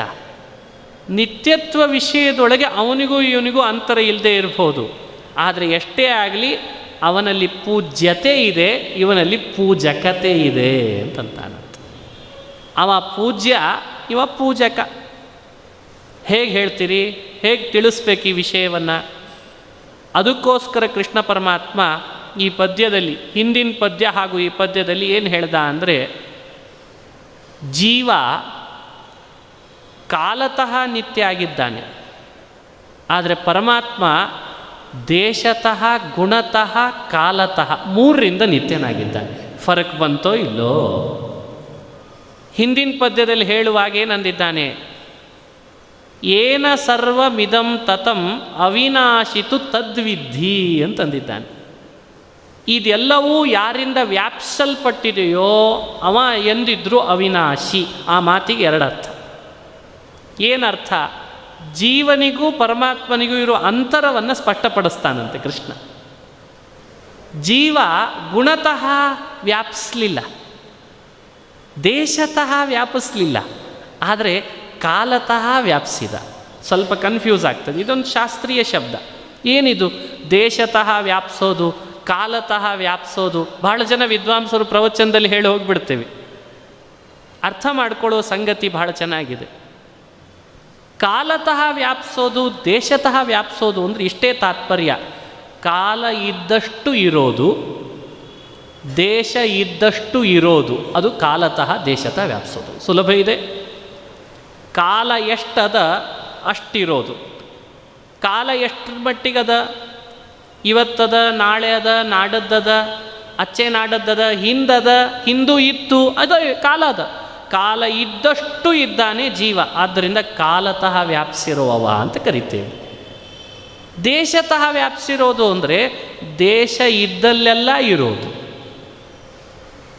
ಇದ್ದಾನ ಜೀವ? ಇದ್ದಾನ? ಈ ದೇಶದಲ್ಲಿ, ಈ ಪ್ರಸಂಗದಲ್ಲಿ ಇಲ್ಲಿದ್ದಾನಷ್ಟೇ, ಆ ದೇಶದಲ್ಲಿ ಇಲ್ಲ ಅಂತ ನಮ್ಮ ಅನುಭವ ಇದೆನೋ ಇಲ್ಲೋ? ಹೀಗಾಗಿಯೇ ದೇಶತಃ ವ್ಯಾಪಿಸಿರುವುದು ಜೀವನಿಗೆ ಸಾಧ್ಯ ಇಲ್ಲ. ದೇಶತಃ ಪರಿಚ್ಛಿನ್ನನಾದ. ಆದರೆ ಪರಮಾತ್ಮ ಮಾತ್ರ ದೇಶ ಇದ್ದಲ್ಲೆಲ್ಲ ಇದ್ದಾನಾದ್ರಿಂದ ದೇಶತಃ ಅಪರಿಚ್ಛಿನ್ನ, ದೇಶತಃ ವ್ಯಾಪಿಸಿರುವವ, ದೇಶತಃ ಅನಂತ. ಈ ಶಬ್ದಗಳಿಂದ ಶಾಸ್ತ್ರಗಳೆಲ್ಲ ಅವನನ್ನು ಕರೀತದೆ. ಯಾವ ದೇಶದಲ್ಲಿ ದೇವರಿಲ್ಲ, ಇಂಥ ದೇಶದಲ್ಲಿ ದೇವರಿಲ್ಲ ಅಂತ ಹೇಳಲಿಕ್ಕೆ ಬರ್ತದಾ? ಅನುಭವಕ್ಕೆ ಬರ್ತದಾ?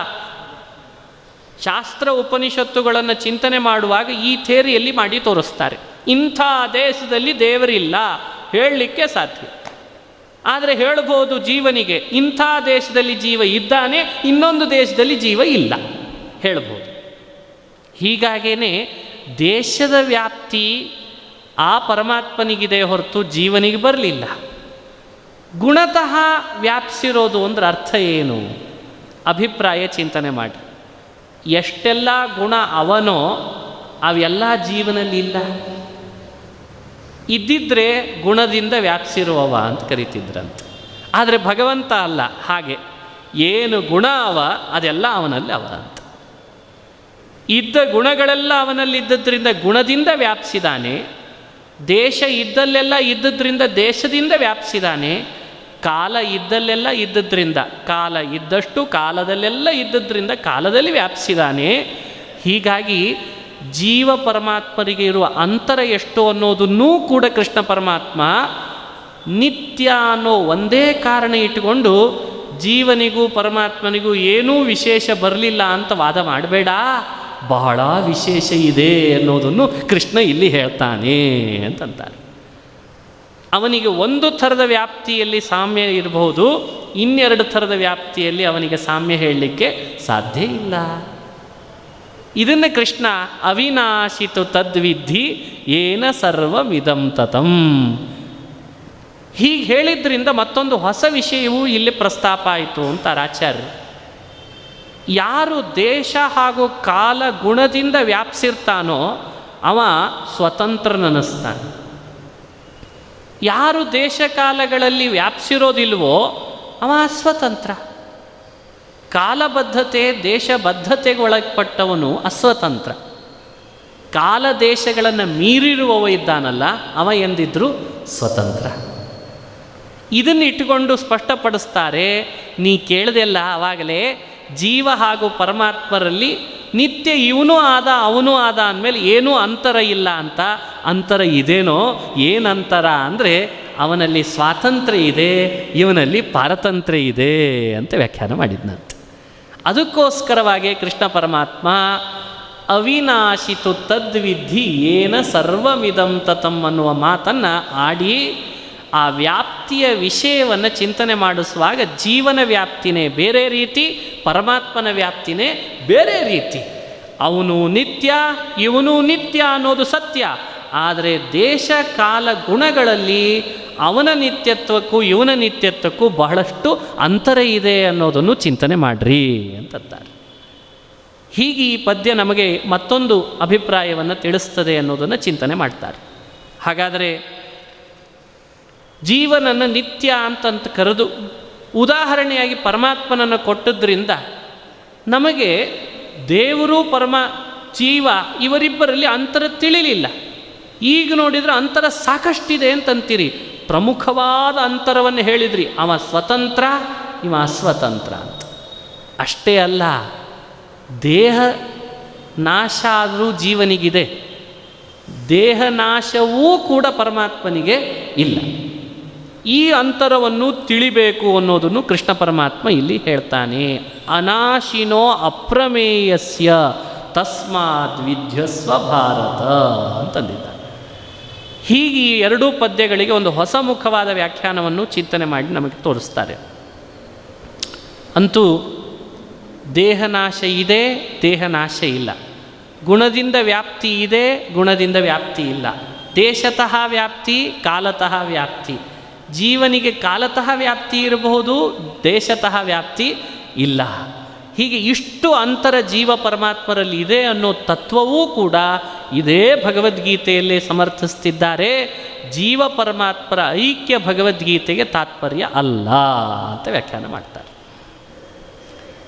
Point number 7. ನಾನು ಇಷ್ಟೋ ತನಕ ಹೇಳಿದ್ದ ಪಾಯಿಂಟ್ಗಳು 6. ಈಗ 7ನೇ ಅಂಶವನ್ನು ಚಿಂತನೆ ಮಾಡ್ತೀನಿ. 7ನೇ ಅಂಶ ಏನು? ಪರಮಾತ್ಮ ಇದೇ ಪದ್ಯದೊಳಗೆ ಮತ್ತೊಂದು ವಿಷಯ ಹೇಳಿದ್ನಂತೆ. ಏನು?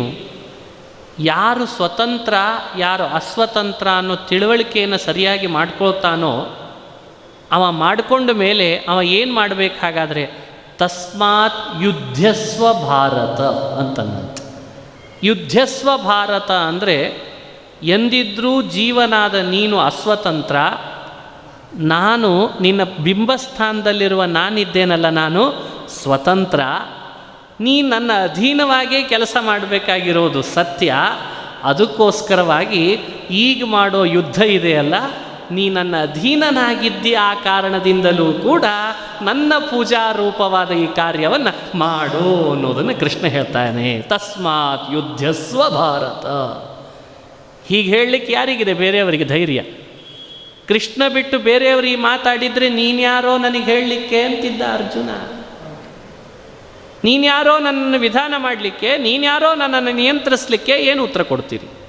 ಆದರೆ ಕೃಷ್ಣನಿಗೆ ಆ ಮಾತಾಡಲಿಕ್ಕೆ ಆಗಲಿಲ್ಲ. ಅರ್ಜುನನಿಗೆ ಸ್ಪಷ್ಟ ಹೇಳ್ದ, ತಸ್ಮಾತ್ ಯುದ್ಧಸ್ವ ಭಾರತ. ತಸ್ಮಾತ್ ಅನ್ನೋ ಮಾತಿಗೆ ಇಷ್ಟರ್ಥ. ಏನರ್ಥ ಅಂದರೆ ಇಷ್ಟು ಮಾಡಿದ್ರಂತೆ, ನಾನು ದೇಶ ಕಾಲ ಗುಣದಿಂದ ಅನಂತ, ನೀನು ಬರೀ ಕಾಲದಿಂದ ಅನಂತ. ನಾನು ಸ್ವತಂತ್ರ, ನೀನು ಅಸ್ವತಂತ್ರ. ನನಗೆ ದೇಹದಿಂದಲೂ ನಾಶ ಇಲ್ಲ, ನಿನಗೆ ದೇಹದಿಂದ ನಾಶ ಇದೆ.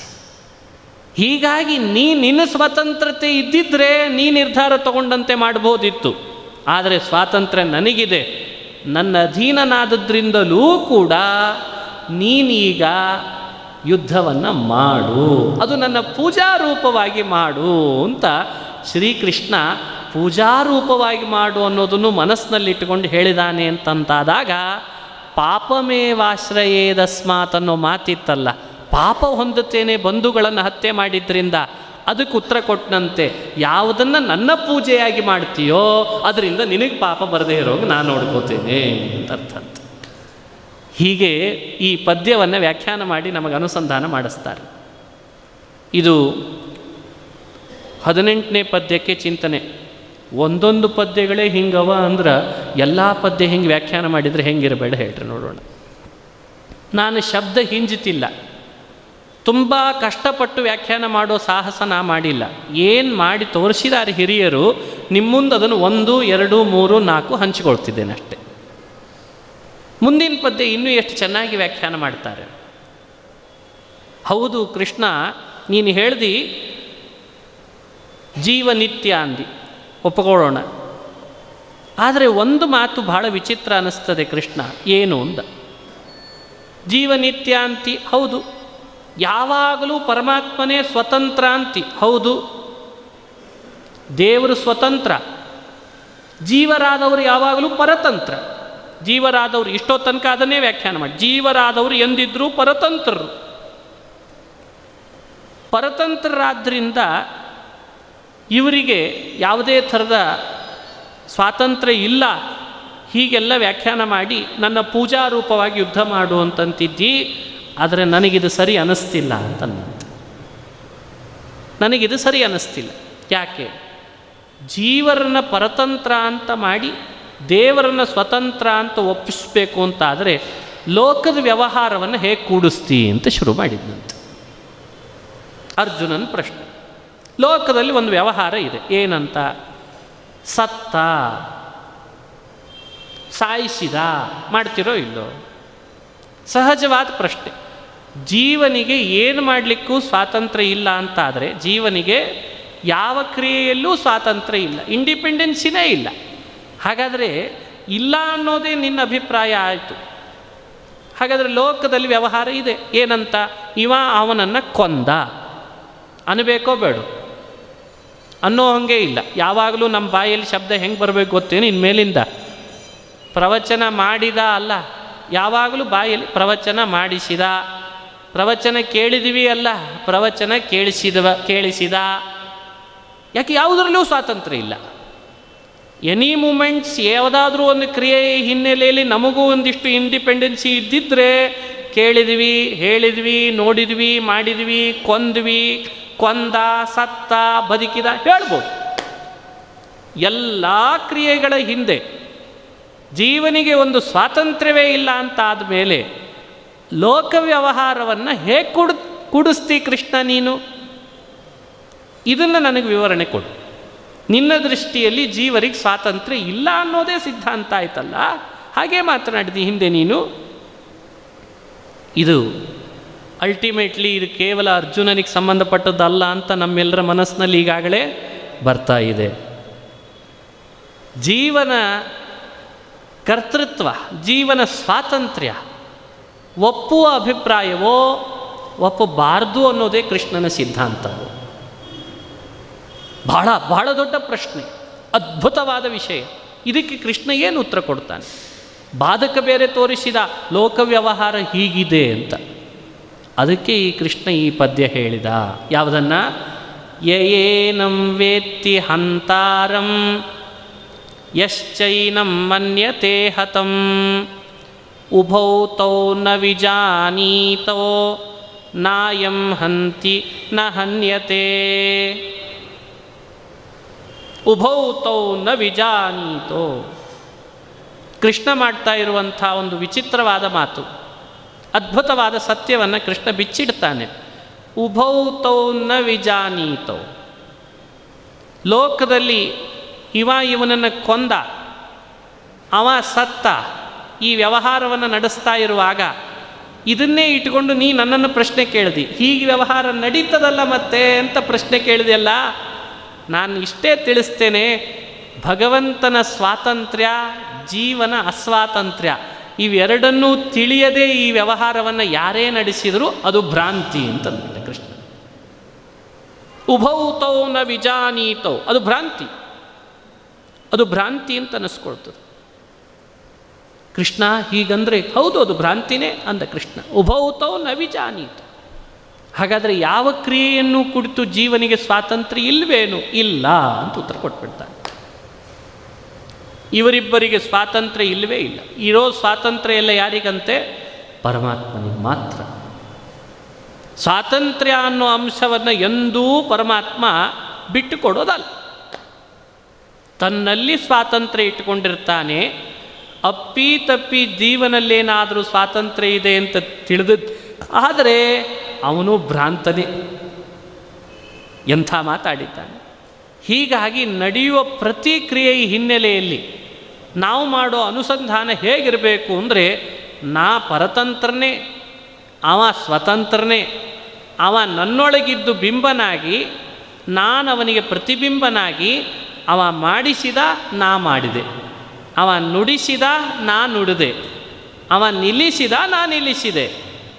ಹಾಗಾದರೆ ಯುದ್ಧ ನಡೆಸಬೇಕಾದ್ರೆ ನಿನಗೂ ಹೇಗೆ ಅನುಸಂಧಾನ ಇರಬೇಕು ಅಂದರೆ, ಅವ ಯುದ್ಧ ಮಾಡಿಸಿದ, ನಾ ಮಾಡಿದೆ, ಅವ ಬಾಣ ಬಿಡಿಸಿದ, ನಾ ಬಿಟ್ಟೆ. ಇದು ನಿಜವಾದ ತತ್ವ.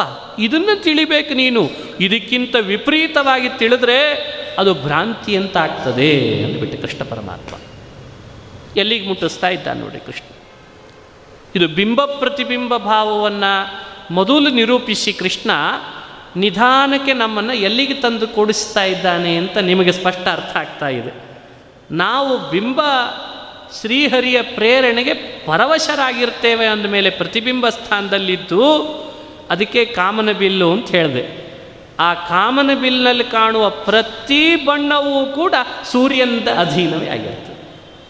ಹಾಗೆ ನಮ್ಮೊಳಗಿರುವಂಥ ಪರಮಾತ್ಮನ ಪ್ರತಿ ಎಲ್ಲ ಕ್ರಿಯೆಗಳೂ ಕೂಡ ನಮ್ಮಿಂದ ಏನೇ ನಡೆದರೂ ಅದು ಅಲ್ಲಿದನೇ ಬರ್ತಿರ್ತದೆ. ಇದನ್ನು ಎಂದೂ ನಾವು ತಪ್ಪಿಸ್ಕೊಳ್ಳಿಕ್ಕೆ ಸಾಧ್ಯ ಇಲ್ಲ, ಬಿಡಿಸ್ಕೊಳ್ಳಿಕ್ಕೆ ಸಾಧ್ಯ ಇಲ್ಲ, ದೂರ್ಲಿಕ್ಕೆ ಸಾಧ್ಯ ಇಲ್ಲ, ಬೇರ್ಪಡಿಸ್ಲಿಕ್ಕೆ ಸಾಧ್ಯ ಇಲ್ಲ. ಇದನ್ನು ಹೀಗೆ ಬೇಡ ಹೀಗೆ ಮಾಡು ಅನ್ನಲಿಕ್ಕೂ ಸಾಧ್ಯ ಇಲ್ಲ. ಎಷ್ಟು ಅಸ್ವಾತಂತ್ರ್ಯವನ್ನು ಹೇಳಬೇಕು ಅದನ್ನು ಕೃಷ್ಣ ಪರಮಾತ್ಮ ಸ್ಪಷ್ಟಪಡಿಸಿದ್ದಾನೆ. ಎಂಥ ಮಾತು! ಏನಂ ವೇತ್ತಿ ಹಂತಾರಂ ಯಶ್ಚೈನಂ ಮನ್ಯತೆ ಹತಂ. ಎಂದೂ ನಮಗೆ ಈ ಪರಮಾತ್ಮನ ಸ್ವಾತಂತ್ರ್ಯ ಇಚ್ಛಾ ಅಧೀನ್ಯತೆಯನ್ನು ತಪ್ಪಿಸ್ಕೊಳ್ಳಿಕ್ಕೆ ಸಾಧ್ಯ ಇಲ್ಲ. 3 ಮಣಿಗಳಿದ್ದಾವೆ. ಒಂದು ಹಸಿರು ಮಣಿ, ನೀಲಿ ಮಣಿ, ಒಂದು ಕೆಂಪು ಮಣಿ. ಭಗವಂತನ ಅಪೂರ್ವವಾದ ಕರ್ತೃತ್ವ ಚಿಂತನೆ ಹೇಗೆ ಮಾಡಬೇಕು ಅನ್ನಲಿಕ್ಕೆ ಒಂದು ಉದಾಹರಣೆ. ಸೂರ್ಯನ ಕಿರಣ ಏಕಕಾಲದಲ್ಲಿ 3 ಮಣಿಗಳ ಮೇಲೆ ಹಾಯಿಸ್ತಾನೆ, ಬೀರ್ತಾನೆ. ಅಪೂರ್ವವಾದ ಸ್ಫಟಿಕ ಮಣಿ ಇದೆ. ಆ ಸ್ಫಟಿಕ ಮಣಿ ಬಹಳ ಬಹಳ ಹೊಳಪು. ಕೆಂಪು ಮಣಿ ಇದೆ, ಸ್ಫಟಿಕಕ್ಕಿಂತ ಸ್ವಲ್ಪ ಕಡಿಮೆನೇ. ಹಸಿರು ಅಥವಾ ನೀಲಿ ಯಾವುದಾದ್ರೂ ಒಂದಿಟ್ಟುಕೊಳ್ಳ್ರಿ. ನೀಲಿ ಮಣಿ ಇದೆ, ಅದು ಕೆಂಪು ಮಣಿಗಿಂತಲೂ ಹೊಳಪು ಕಡಿಮೆನೇ. ಸ್ಫಟಿಕದ ಹೊಳಪು ಜಾಸ್ತಿ, ಅದೇ ಕೆಂಪು ಮಣಿಯ ಹೊಳಪು ಕಡಿಮೆ, ಅದಕ್ಕಿಂತ ಕಡಿಮೆ ನೀಲಿ ಮಣಿ ಹೊಳಪು. ಸೂರ್ಯನ ಕಿರಣಗಳಲ್ಲಿ ಯಾವ ಅಂತರ ಇಲ್ಲ, ವೈಷಮ್ಯ ಇಲ್ಲ. ಸೂರ್ಯ ನಿರಂತರ ಕಿರಣ ಬೀರ್ತಾನೆ. ಆದರೆ ಒಂದು ಅನುಸಂಧಾನ ನಮಗೆ ಸ್ಪಷ್ಟ ಆಗಬೇಕಿಲ್ಲಿ. ಏನು ಅಂದರೆ, ಆ ಹೊಳಪುಗಳ ವೈಶದ್ಯ ಮಣಿಗಳ ಸ್ವಭಾವವೇ ಹೊರತು ಸೂರ್ಯನ ಕಿರಣದ ಅಂತರ ಅಲ್ಲ ಅನ್ನೋದನ್ನು ಚಿಂತನೆ ಮಾಡ್ತೇವೆ. ಹಾಗೆ ನಿಮ್ಮೆಲ್ಲರ ಸ್ಥಿತಿಗತಿಗಳಲ್ಲಿ ಅನಂತ ಜೀವರಾಶಿಗಳನ್ನು ಸ್ಫಟಿಕ ಮಣಿ ಅಂತ ಕೆಲವರು, ಅದೇ ರೀತಿ ಕೆಂಪು ಮಣಿ ಅಂತ ಕೆಲವರು, ನೀಲಿ ಮಣಿ ಅಂತ ಕೆಲವರು. ಅವ್ರಿಗೇನಾದರೂ ಹೆಸರು ಕರ್ಕೊಳ್ರಿ. ಅನಂತ ಜೀವರಾಶಿಗಳಿದ್ದಾರೆ. ಕೆಲವರು ಸ್ಫಟಿಕ, ಕೆಲವರು ಕೆಂಪು, ಕೆಲವರು ನೀಲ. ಪರಮಾತ್ಮ ಅನ್ನೋ ಸೂರ್ಯ ತನ್ನ ಸ್ವಾತಂತ್ರ್ಯದ ಶಕ್ತಿ ಅನ್ನೋ ಕಿರಣಗಳನ್ನು ಈ ಎಲ್ಲ ಮಣಿಗಳ ಮೇಲೆ ಏಕಕಾಲದಲ್ಲಿ ಏಕಪ್ರಕಾರವಾಗಿ ಸ್ವಲ್ಪವೂ ವೈಷಮ್ಯ ಇಲ್ಲದೆ ಹರಿಸ್ತಾನೆ ಇರ್ತಾನಂತೆ. ಆದರೆ ಮಣಿಗಳಲ್ಲಿ ಅದರದ್ದೇ ಆದಂತಹ ಕೆಪಬಿಲಿಟಿ ಅರ್ಥಾತ್ ಸ್ವಭಾವ ಹೆಂಗಿರ್ತದೋ ಅದು ಹಾಗೆ ಹೊಳಪಾಗ್ತದೆ. ಇದನ್ನು ನಾವು ಬದುಕಿನಲ್ಲಿ ಅರ್ಥ ಮಾಡ್ಕೊಂಡ್ಬಿಟ್ರೆ ಪರಮಾತ್ಮನನ್ನು ದೂರೋ ಪ್ರಸಂಗ ಇರೋದಿಲ್ಲ. ಅದು ಗುಣಪೂರ್ಣ ವ್ಯಕ್ತಿತ್ವ, ಅದು ಸ್ವತಂತ್ರ ವ್ಯಕ್ತಿತ್ವ, ಅದು ಅದ್ಭುತ ಶಕ್ತಿ. ಅದರಲ್ಲಿ ಯಾರಿಗೂ ಇದು ಬೇಕು ಇದು ಬೇಡ ಅಂತ ಹೇಳಿ ತನಗೆ ಬೇಕು ತನಗೆ ಬೇಡ ಅಂತ ಮಾಡಿ ಹಿಡಿದು ಕಿರಣಗಳನ್ನು ಬೀರುವ ಸೂರ್ಯ ಈತನಲ್ಲ. ಅವನಲ್ಲಿ ವೈಷಮ್ಯ ಇಲ್ಲ, ಅವ ನಿರ್ಘೃಣಿ ಅಲ್ಲ, ಅವನಿಗೆ ನಮ್ಮಿಂದ ಆಗಬೇಕಾದ ಪ್ರಯೋಜನಗಳು ಯಾವುದೂ ಇಲ್ಲ. ಆದರೂ ಕೂಡ ತನ್ನ ಪ್ರತಿಬಿಂಬ ಸ್ಥಾನದಲ್ಲಿರುವ ನಮ್ಮಂಥ ಜೀವರಾಶಿಗಳಿಗೆ ಏಕಪ್ರಕಾರವಾಗಿ ತನ್ನ ಸ್ವಾತಂತ್ರ್ಯದ ಕಿರಣವನ್ನು ಹರಿಬಿಡ್ತಿರ್ತಾನಂತೆ. ತಗೋ ತಗೋ ತಗೋ ಅಂತಿರ್ತಾನಂತೆ. ಇದು ನೈಜ ತತ್ವ. ಇದನ್ನು ಚಿಂತನೆ ಮಾಡ್ತಾ ಇರಬೇಕಂತ. ಈ ಸಿದ್ಧಾಂತವನ್ನು ಎಷ್ಟೆಷ್ಟು ನೀವು ಮನಗಾಣ್ತೀರಿ, ಅನುಸಂಧಾನ ಮಾಡ್ತೀರಿ, ಅಷ್ಟು ಬೇಗ ಭಗವಂತನ ಅನುಗ್ರಹ ನಮಗಾಗ್ಲಿಕ್ಕೆ ಸಾಧ್ಯ ಆಗ್ತದೆ. ಸುಮ್ಮನೆ ನಾವೇ ದೇವರ ಮೇಲೆ ಬೆರಳು ಮಾಡಿದರೆ ಹೆಂಗ್ರಿ? ಭಾಳ ಜನ ಅಂತಿರ್ತಾರೆ, ಈ ಕಾನ್ಸೆಪ್ಟೇ ದೂರ ಆಗಿಬಿಟ್ಟಿರ್ತದೆ. ಭಗವದ್ಗೀತೆ ಭಾಳ ದೂರ ಇದೆ ಅವರಿಗೆಲ್ಲ. ಏನೇ ಆಗಲಿ ಆಚಾರ್ಯ, ಇಷ್ಟು ಮಾಡಿದರೂ ನಮ್ಮ ಮೇಲೆ ಯಾಕೋ ದೇವ್ರ ಕಣ್ ತೆಗಿಲಿಲ್ಲ ಅಂತಾರೆ. ಮತ್ತೆ ಅವರೇನು ಉಪವಾಸ ಮಾಡಿದ್ರ ಅದು ಪಕ್ಕದ ಮನೆಯವ್ರ ಬಗ್ಗೆ. ಅವರೇನು ಭಗವದ್ಗೀತೆಗೆ ಬಂದು ಕೂತಿದ್ರ ಒಂದಿನ ಆದರೂ? ಅವರು ಧೂಪ ಏರಿಸಿದ್ರ, ದೀಪ ಏರಿಸಿದ್ರ, ಹೂ ಏರಿಸಿದ್ರು? ನೋಡ್ರಿ, ಬಿಲ್ಡಿಂಗಿನ ಮೇಲೆ ಬಿಲ್ಡಿಂಗ್, ಬಿಲ್ಡಿಂಗಿನ ಮೇಲೆ ಬಿಲ್ಡಿಂಗ್. ನಾವು ಇಲ್ಲೇ ಇದ್ದೀವಿ. ಉಪವಾಸ ಆಯಿತು, ವನವಾಸ ಆಯಿತು, ಹರಿಕಥೆ ಆಯಿತು, ಪುರಾಣ ಆಯಿತು, ಇಲ್ಲೇ ಇದ್ದೀವಿ. ಅವ್ರ ಮೇಲೆ ಕಣ್ಣು ತೆಗೆದ, ನಮ್ಮ ಮೇಲೆ ಕಣ್ಣು ತೆಗಿಲಿಲ್ಲ. ಅಂದರೆ ಅವ್ರೇನು ಅವನಿಗೆ ಜಾಸ್ತಿ ಲಂಚ ಕೊಟ್ಟಿದ್ರು ಅಂತ ತಿಳ್ಕೊಬೇಕಾ ಈ ಪ್ರಶ್ನೆಗೆ? ಯಾವ ಅಂಶದಲ್ಲಿ ಮಾತನಾಡ್ತಿದ್ದೇವೆ? ಏನು ಅಂತ ಭಗವಂತನನ್ನು ದೂರ್ಲಿಕ್ಕೆ ಹೊರಟಿದ್ದೇವೆ ನಾವು? ಏನು ನಮ್ಮನೆ ಆಳ? ನಾವು ಹೇಳಿದ್ದು ಕೇಳಿದ್ದನ್ನು ತಕ್ಷಣಕ್ಕೆ ಕೊಡ್ಲಿಕ್ಕೆ ಏನು ನಮ್ಮನೆ ಆಳೆ? ಏನು ಬಿಡಿಗಾಸಿನ ವ್ಯವಸ್ಥೆ ಇದೆ? ಅವನಿಗೆ ಯಾವುದು ಬೇಕಾಗಿದೆ ನಮ್ಮಿಂದ? ಗಂಗಾಜನಕನಿಗೆ ಅಭಿಷೇಕ ಮಾಡ್ತೇನೆ ಅಂತಂತಿದ್ದಿ, ಯಾಕೆ ಬೇಕೋ ನಿನ್ನ ನೀರಿನ ಅಭಿಷೇಕ? ನವನಿಗೆ ಯಾಕೆ ಬೇಕು ಅಭಿಷೇಕ? ಹಾಲಿನ ಸಮುದ್ರದಲ್ಲಿ ಮಲಗಿದವನಿಗೆ ಪಂಚಾಮೃತ ಬೇಕೇ? ಕೇಳೋ ಉದ್ದೇಶ ಏನು? ಅನಂತ ಗುಣಪೂರ್ಣನಾದ ಶ್ರೀಹರಿ ನಮ್ಮೆಲ್ಲರ ಹೃದಯ ಕಮಲದೊಳಗಿದ್ದು ಸದಾ ಜಾಗೃತನಾಗಿ ತನ್ನ ಸ್ವಾತಂತ್ರ್ಯದ ಕಿರಣಗಳನ್ನು ಸದಾ ಹರಿಸ್ತಿರ್ತಾನಂತೆ. ಅಂಥ ಶ್ರೀಹರಿಯ ಬಗ್ಗೆ ಹೀಗಿಲ್ಲ, ಹಾಗೆ ಮಾಡಲಿಲ್ಲ, ಅದು ಹೀಗಾಗಬೇಕಾಗಿತ್ತು ಅಂದರೆ ಏನು ಅರ್ಥ ಅಂತಾನೆ ಪರಮಾತ್ಮ. ನೀನು ಯಾರು ನನಗೆ ಹೇಳಲಿಕ್ಕೆ? ಒಂದು ಸಲ ಅನ್ಲಿ ನೋಡೋಣ ದೇವರು. ಒಂದು ಸಲ ಏನಾದರೂ ಅಪ್ಪಿ ತಪ್ಪಿ ಇವತ್ತು ಬಂದು ನೀನು ಯಾರೋ ನನ್ನ ಬಗ್ಗೆ ಮಾತಾಡಲಿಕ್ಕೆ ಅಂದರೆ ಏನಾಗಲಿಕ್ಕಿಲ್ಲ ಇವನು. ಇಡೀ ದೇಶ ನಂದು, ಕಾಲ ನಂದು, ಗುಣ ನಂದು, ನಿನ್ನ ತುಣುಕಿನೊಳಗೆ ಪ್ರತಿ ಶಕ್ತಿ ನಂದು. ಆದರೂ ಕೂಡ ನಿನಗೆ ಅಂತ ಅನುಭವಿಸಲಿಕ್ಕೆ ಕೊಟ್ಟಿದ್ದೇನೆ. ಅದನ್ನು ಅರ್ಥ ಮಾಡಿಕೊಳ್ಳದೆ ಇದು ಹೀಗಾಗಿದ್ದರೆ ಚೆನ್ನಾಗಿರ್ತದೆ, ಅದು ಹಾಗಿದ್ದರೆ ಚೆನ್ನಾಗಿರ್ತದೆ ಅಂತ ಯಾರೋ ನೀನು ಹೀಗೆ ಮಾತಾಡಲಿಕ್ಕೆ? ಸಣ್ಣ ದೇಶದ ಅಧಿಕಾರ ಸಿಕ್ಕವನಿಗೆ ಎಷ್ಟು ಅಧಿಕಾರದಿಂದ ಮಾತಾಡ್ತಿರ್ತಾನೆ ಜಗತ್ತಿನೊಳಗೆ. ಒಂದು ಸಣ್ಣ ದೇಶ, ಇಡೀ ಅನಂತ ಕೋಟಿ ಬ್ರಹ್ಮಾಂಡಗಳೊಳಗೆ ಒಂದು ದೇಶದ ಒಂದು ಸ್ಥಾನವನ್ನು ಅಲಂಕರಿಸಿದ ಒಬ್ಬ ವ್ಯಕ್ತಿನೇ ಹೇಳ್ತಿರ್ತಾನಂತೆ, ನಾನು ದೇಶದ ಪ್ರಧಾನ ಸೇವಕ ಅಂದ್ಕೊಂಡು ನಡೀತಿರ್ತಾನೆ. ಈ ದೇಶದಲ್ಲಿರೋ ಪ್ರತಿ ಪ್ರಜೆಗಳು ನನ್ನವರು ಅಂತ ಹೇಳ್ಕೊಂಡು ಏನು ಅಧಿಕಾರ ಇರ್ತದೆ ಅವನಿಗೆ? ಅಂಥವನಿಗೆ ಇಷ್ಟು ಅಧಿಕಾರ ಇದೆ ಅಂದರೆ ಎಲ್ಲರ ಒಳಗಿದ್ದು ಎಲ್ಲರನ್ನ ಪ್ರೇರೇಪಿಸಿ, ಎಲ್ಲರ ಬಗ್ಗೆಯೂ ಗಮನ ಹರಿಸಿ, ಎಲ್ಲರ ಮೇಲೆ ಏಕಕಾಲದಲ್ಲಿ ಏಕಪ್ರಕಾರಕವಾಗಿ ತನ್ನ ಶಕ್ತಿಯನ್ನು ಹರಿಬಿಟ್ಟು, ಯಾರನ್ನೂ ಒಂದು ಕಾಲದಲ್ಲಿ ಒಬ್ಬರಿಂದ ಏನೂ ಬಿಡಿಗಾಸಿನ ಅಪೇಕ್ಷೆ ಇಲ್ಲದೆ ಇದ್ದರೂ ಕೂಡ ನಡೆಸು, ಏನು ಮಾಡ್ತಿ ಮಾಡು, ನಾ ಸಹಿಸ್ಕೋತೇನೆ ಅಂತಾನಲ್ಲ. ಇದು ಪರಮಾತ್ಮನ ವ್ಯಕ್ತಿತ್ವ ಅಂತಂತಾರೆ. ಆ ತತ್ವ ತಿಳಿಸ್ಲಿಕ್ಕೆ ಇಷ್ಟೆಲ್ಲ ಪ್ರಯತ್ನ, ಆ ಒಳಗಿನ ಆಂತರಿಕ ಶಕ್ತಿಯನ್ನು ಅನುಸಂಧಾನ ಮಾಡಲಿ ಅಂತ ಇಷ್ಟೆಲ್ಲ ಪ್ರಯತ್ನ. ಅದನ್ನು ನಾವು ತಿಳ್ಕೊ. ಅದಕ್ಕೆ ಅಂತಾನೆ, ಯಾರೋ ಕೊಲ್ಲವರು, ಯಾರೋ ಸಾಯೋರು, ಕೊಲ್ಲವನು ಅವನಲ್ಲ, ಸಾಯಿಸೋನು ಇವ ಅಲ್ಲ, ಎಲ್ಲ ನಾನು ಅಂತ ಅಷ್ಟೇ ಅರ್ಥ ಅದಕ್ಕೆ. ಏನಂ ವೇತ್ತಿ ಹಂತಾರಂ ಯಶ್ಚೈನಂ ಹನ್ಯತೆ. ಯಾರ್ಯಾರನ್ನು ಕೊಲ್ತಾರೋ, ಯಾವಾಗ ಸಾಯ್ತಾರೋ, ಯಾವುದಿದ್ರೂ ನನ್ನ ಹತ್ರ ಬರಬೇಕು. ಉಭೌ ತೌ ನವಿಜಾನೀತೌ. ಅವರಿಬ್ಬರಿಗೂ ಸರಿಯಾದ ತಿಳುವಳಿಕೆ ಇಲ್ಲ, ತಿಳುವಳಿಕೆನೇ ಬೇರೆ ಇದೆ, ಅವ ತಿಳಿದದ್ದೇ ಬೇರೆ ಇದೆ ಅಂತಂದು ಹೇಳ್ತಾರೆ. ಇದು ಕೃಷ್ಣನ ಅಪೂರ್ವವಾದ ಚಿಂತನೆಯನ್ನು ಮಾಡುವಾಗ ನಮಗೆಲ್ಲ ತೊಳ್ಕೊಳ್ಳುವಂಥ ವಾಕ್ಯ. ಹೀಗಾಗಿ ಲೋಕದಲ್ಲಿ ಭಗವಂತನ ಸ್ವಾತಂತ್ರ್ಯದ ಬಗ್ಗೆ, ಭಗವಂತನ ಅಪೂರ್ವವಾದಂಥ ಶಕ್ತಿಯ ಬಗ್ಗೆ, ನಮ್ಮೊಳಗಿರುವ ಅಸ್ವಾತಂತ್ರ್ಯದ ಬಗ್ಗೆ ನಾವು ಎಷ್ಟು ಚಿಂತನೆ ಮಾಡಿದರೂ ಕಡಿಮೆ ಇದೆ. ಅತಿ ಸೂಕ್ಷ್ಮವಾಗಿ ನೀವು ಅನುಸಂಧಾನ ಮಾಡಿರಿ. ಉಳಿದೆಲ್ಲ ವ್ಯವಸ್ಥೆಗಳನ್ನು ಮಾಡೋ ವ್ಯವಸ್ಥಾಪಕರಿಗೂ ನಮ್ಮೊಳಗೆ ಇದ್ದು ನಮ್ಮ ಪ್ರತಿಬಿಂಬ ಬಿಂಬ ಸ್ಥಾನದಲ್ಲಿ ಬಿಂಬನಾಗಿದ್ದು ನಮ್ಮನ್ನು ಪ್ರೇರಣೆ ಮಾಡೋ ಭಗವಂತನ ಸ್ವಾತಂತ್ರ್ಯವನ್ನು ಚಿಂತಿಸ್ರಿ. ಎಷ್ಟು ಅಂತರ ಇದೆ, ಎಷ್ಟು ಅದ್ಭುತ ಇದೆ, ಎಷ್ಟು ಅಪಾರ ಇದೆ ಅಂತ ಅನುಸಂಧಾನಕ್ಕೆ ಬರ್ತದೆ. ಒಂದು ಸಲ ನೋಡೋಣ, ಒಂದು ಸಲ ನಮ್ಮನ್ನು ನಾವು ವಿಮರ್ಶೆ ಮಾಡಿಕೊಳ್ಳೋಣ. ನಾನು ಯಾರು, ನನ್ನೊಳಗೆ ಯಾರು, ನಂದೇನು, ನನ್ನ ಒಳಗಿರುವಂದೇನು, ನಂದೋ ಅವಂದೋ ಸ್ವಲ್ಪ ಯೋಚನೆ ಮಾಡಿರಿ. ನಾ ಮಾಡಿದ್ನೋ ಅವ ಮಾಡಿಸಿದ್ನೋ, ನಾ ನೋಡಿದ್ನೋ ಅವ ನೋಡಿಸಿದ್ನೋ, ನೋಡೋದು ಮಾಡೋದು ಇದು ಸತ್ಯವೋ ಅಥವಾ ಒಳಗಿರೋನು ಮಾಡಿಸೋದು ಸತ್ಯವೋ, ಎಷ್ಟರ ಮಟ್ಟಿಗೆ ನನಗೂ ಅವನಿಗೂ ಕನೆಕ್ಟಿವಿಟಿ. ಇವತ್ತು ಬಹಳ ಜನ ತುಂಬ ಧ್ಯಾನ ಮಾಡಿ ದೊಡ್ಡ ಜ್ಞಾನಿಗಳಾದವರು ಮೌನ ಯಾಕೆ ವಹಿಸ್ತಾರೆ ಅಂದರೆ ಇದನ್ನು ಚಿಂತನೆ ಮಾಡ್ತಾ ಮಾತು ಸಾಕಾಗಿಬಿಡ್ತದೆ ಅವರಿಗೆ. ಮಾತು ಯಾರು ಜಾಸ್ತಿ ಆಡ್ತಾರೆ ಅಂದರೆ ಈ ಚಿಂತನೆ ಕಡಿಮೆ ಆದವರು ನಾವು ಮಾತು ಜಾಸ್ತಿ ಆಡ್ತೀವಿ.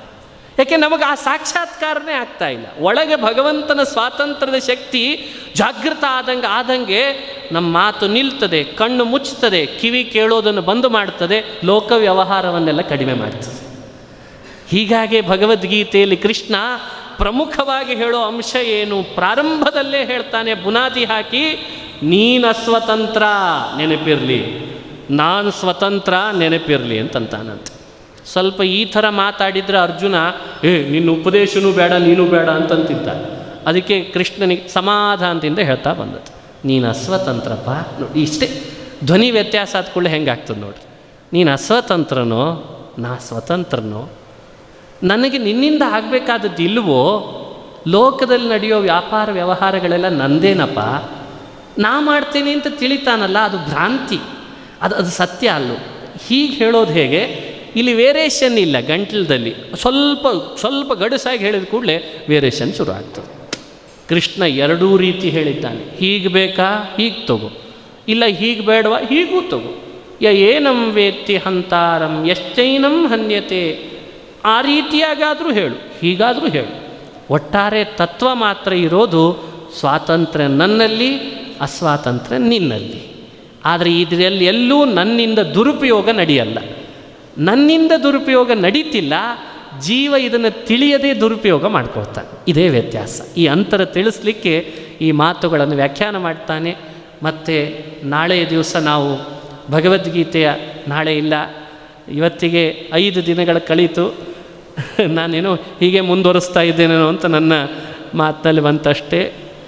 ಪ್ರತಿ ಮಾಸಕ್ಕೆ 5 ದಿನಗಳಂತೆ ಭಗವದ್ಗೀತೆಯನ್ನು ಪ್ರವಚನದ ರೂಪದಲ್ಲಿ ನಡೆಸಬೇಕು ಅಂತ ಒಂದು ಸಂಕಲ್ಪ ಮಾಡಿದ್ದಾರೆ. ಶ್ರೋತೃಗಳದ್ದು ಸಾಕಷ್ಟು ಅದಕ್ಕೆ ಒಂದು ಬೆಂಬಲ ಇಲ್ಲ, ಇದು ಆಗಬೇಕು, ಪ್ರತಿ ಶ್ಲೋಕ ಆಗಬೇಕು ಅಂತ ಅಭಿಪ್ರಾಯ ಇದೆ. 700 ಶ್ಲೋಕ ಭಗವದ್ಗೀತೆ. ಯಾರೂ ಬೇಸರ ಮಾಡಿಕೊಳ್ಬೇಡ್ರಿ, ಸಾಧ್ಯವಾದರೆ 5 ರೂಪಾಯಿಗೆ ಒಂದು ಭಗವದ್ಗೀತೆ ಪುಸ್ತಕ ಕೊಡ್ತಿದ್ದಾರೆ.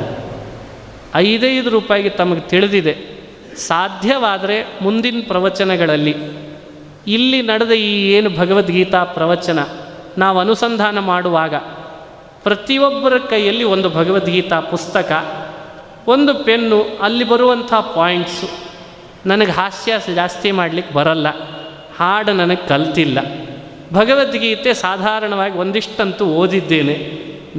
ನಾವು ಇಲ್ಲಿ ಪ್ರವಚನಕ್ಕೆ ಕೂಡ್ತೇವೆ ಅನ್ನೋಕ್ಕಿಂತ ನಾವು ಕುರುಕ್ಷೇತ್ರದಲ್ಲಿ ಮಾಡೋ ಯುದ್ಧವನ್ನೇ ಮಾಡಿ ದೇವರ ಪೂಜೆ ಮಾಡಲಿಕ್ಕೆ ಬರದೇ ಇದ್ದರೂ ಭಗವಂತನ ಮಾತನ್ನು ಶ್ರವಣ ಮಾಡೋ ಯುದ್ಧವನ್ನಂತೂ ಇಲ್ಲಿ ಮಾಡಿ ದೇವರಿಗೆ ಅರ್ಪಿಸುವಂಥ ಕಾರ್ಯ.